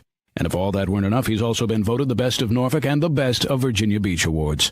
John Maynard has been professionally trained in tax preparation and representation. He brings to the table over 30 years' experience in federal and state returns. He delivers personalized, one-on-one service, and he's a certified electronic filer. The IRS likes electronic filers. So get off your W-2 and call John Maynard at John's Tax Service, 455-6763. At Atomic Wings, we prioritize real chicken with fresh, all-natural, never-frozen ingredients, all packed with serious flavor. Order from over 15 awesome flavors at AtomicWings.com. It's the Morning Drive with Johnny D, Suave, and J-Lo on Fox Sports 1310 and Kova Sports TV. Ooh, wrapping her up on a Thursday. Get her done. God willing. Get her done. It's the Morning Drive. Yours truly, Johnny D, Suave, J-Lo, Fox Sports 1310 AM, the Fox Sports 1310 app. We will keep the polls open all day long. Go to the X account at Drive Johnny D. Also, the YouTube stream is up and rolling. Please, for the love of all holy, hit that subscribe button, hit that like button, and engage with us in the comment box this morning at Kova Sports TV. What are you laughing about there, Suave? My phone dropped very loudly. It did? On the radio. What are you doing back there? Picking up my phone. Yeah, but why did you move the laptop? So I can have my notes here for what to watch for. Well, what to watch for? You can't do it the other way? What, on paper? Yeah. I mean, I could. No, forget it. You're just a mess. You are an absolute mess. And Suave doesn't help you at all. It's the one thing I've learned about Suave on this program, man. That foxhole we've been talking about, as bad as you are, J-Lo, Suave is just as bad. When things go south, bro, he just starts laughing. So when he's in the foxhole and the bullets are flying, he's just going to be laughing over there. Know what's going on. He's just laughing over there. Yeah, he's just laughing over there. We're like, there go bullets. Hey, Hank has chimed in this morning on the YouTube stream. Johnny D is a closet Cowboys fan. I could be. I do like the color scheme. We already know he's a closet Eagles fan. Oh, I love the Eagles. Mm-hmm. I told you. I got a little bit of a bromance going with Nick Sirianni. I'm not going to lie. I think he's one of the better head coaches in the NFL. He gets no respect whatsoever. And Howie Roseman is he's the real deal. He is the real deal. We're going to see how good Adam Peters is. Right? Yes. All you Commander fans love Adam Peters and Josh Harris and what happened last year. And let's see if we could replicate it. And Adam Peters is going to have to be really good this offseason. And what free agents are we bringing back? Got a little bit of cap space. Where do we need to improve? And can we get some bargain basement guys again? That's what's going to happen. I just want to see the draft, too. The draft's going to be really interesting. But the problem with the draft is you only got, what, 6 picks? 6 picks, yeah. 6 picks. Yeah, 6 picks. So you got a first, second, third. So you better nail it right there. Forget about 6th and 7th. You're not getting anything really in the 6th or 7th. Once in a while, I know Tom Brady or Brock Purdy. But watch out, yeah. Tom Brady. You got some Boston people listening to this show. Brock Purdy. Look at Brock Purdy. Okay. All right. Yeah, that's why San Francisco drafted Brock Purdy. Forget about Trey Lance busting out. Brock Purdy was a throw-in, and it just happened to work. If you are basing your success on who you get in the 6th or 7th round, God bless you. You can't miss in the first. Mm-hmm. You got to find some value in that 2nd, 3rd, 4th round that nobody is targeting right now. Philadelphia has been great at it. Yes. The Commanders need to be really good. Mm-hmm. They need to be really good. Yes, no more impressions, by the way, of Brock Purdy. I'm sorry. Not going to happen. All right, Suave. What is our motivation on a Thursday? Well, before we get to that, we're going to go what's to watch for tonight. So, He likes to close with that. Yes. So, J-Lo, go ahead and let us know what to watch out for tonight. Show. I'm just sitting here. What to watch for tonight? Hey, we have some college basketball to watch for locally here. Norfolk State, I believe their final regular season game at Howard will be taking place at 7:30. Also, Liberty will be playing at Middle Tennessee State on CBS Sports Network at 7:30.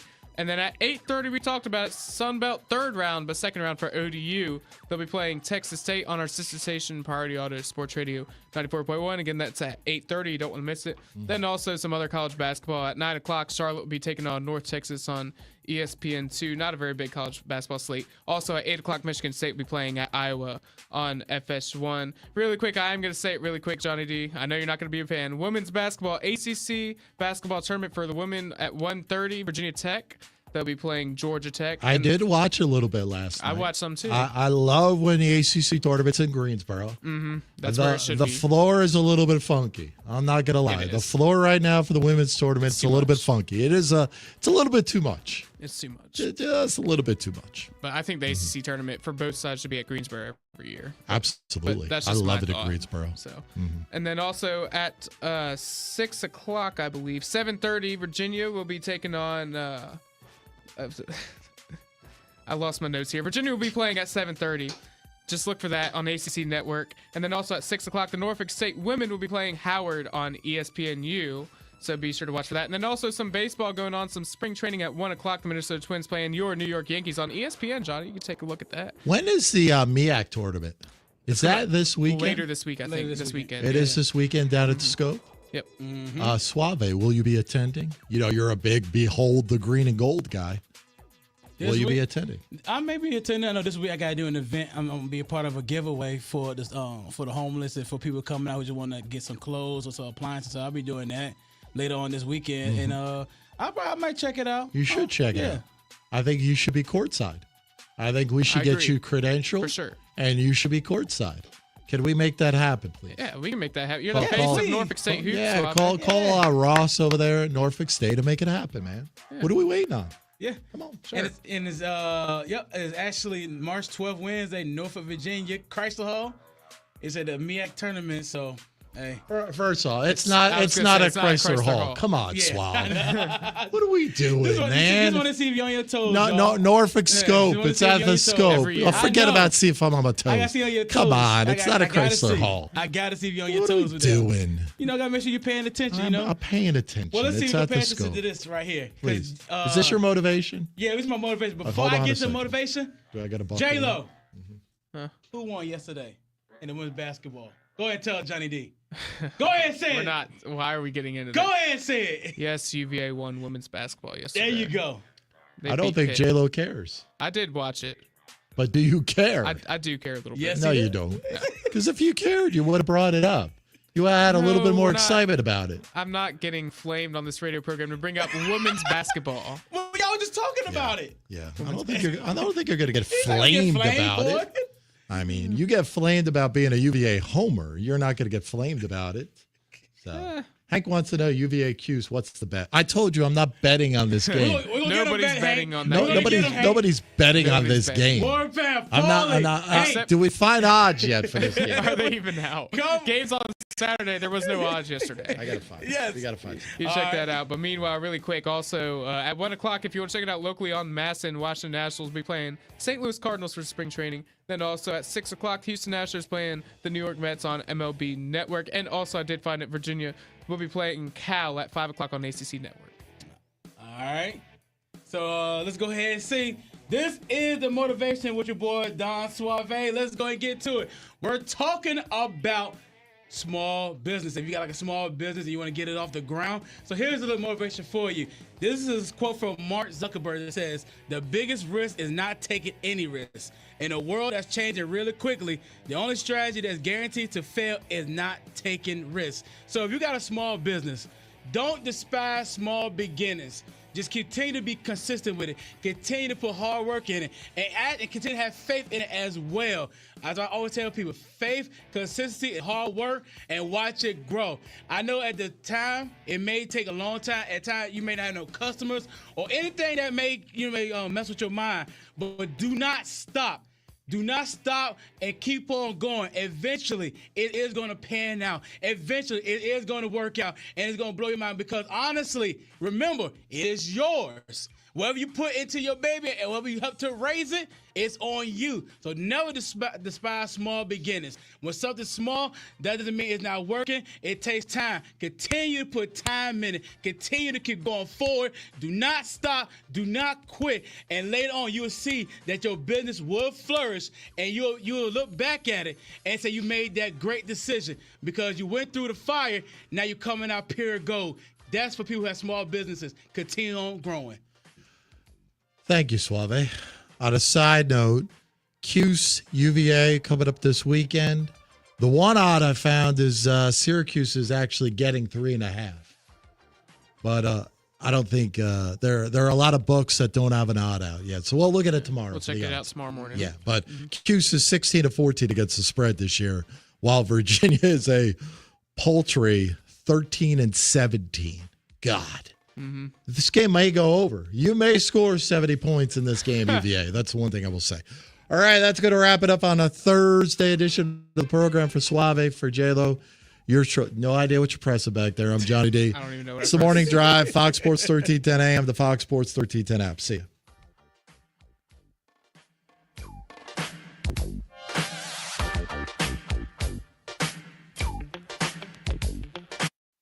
Here's a quick weather update from the News 3 First Warning Storm Team.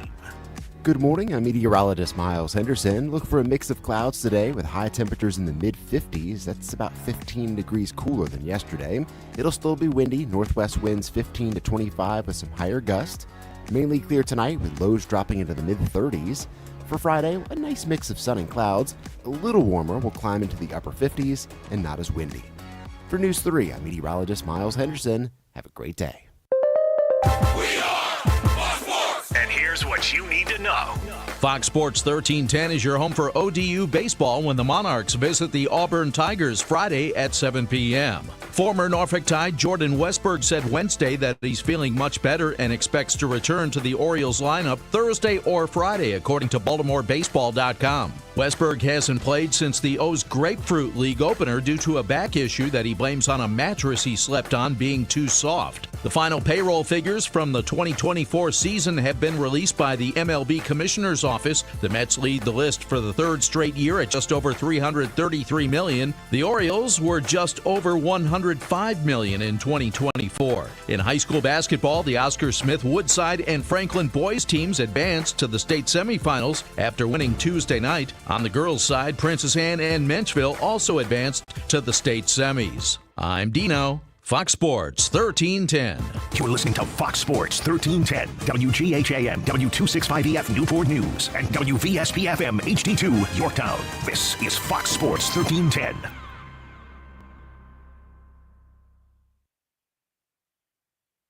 You're out, you're about, but you want your Dan Patrick. Well, good news, he goes everywhere with you. If you missed the show, you can podcast it. If you want to see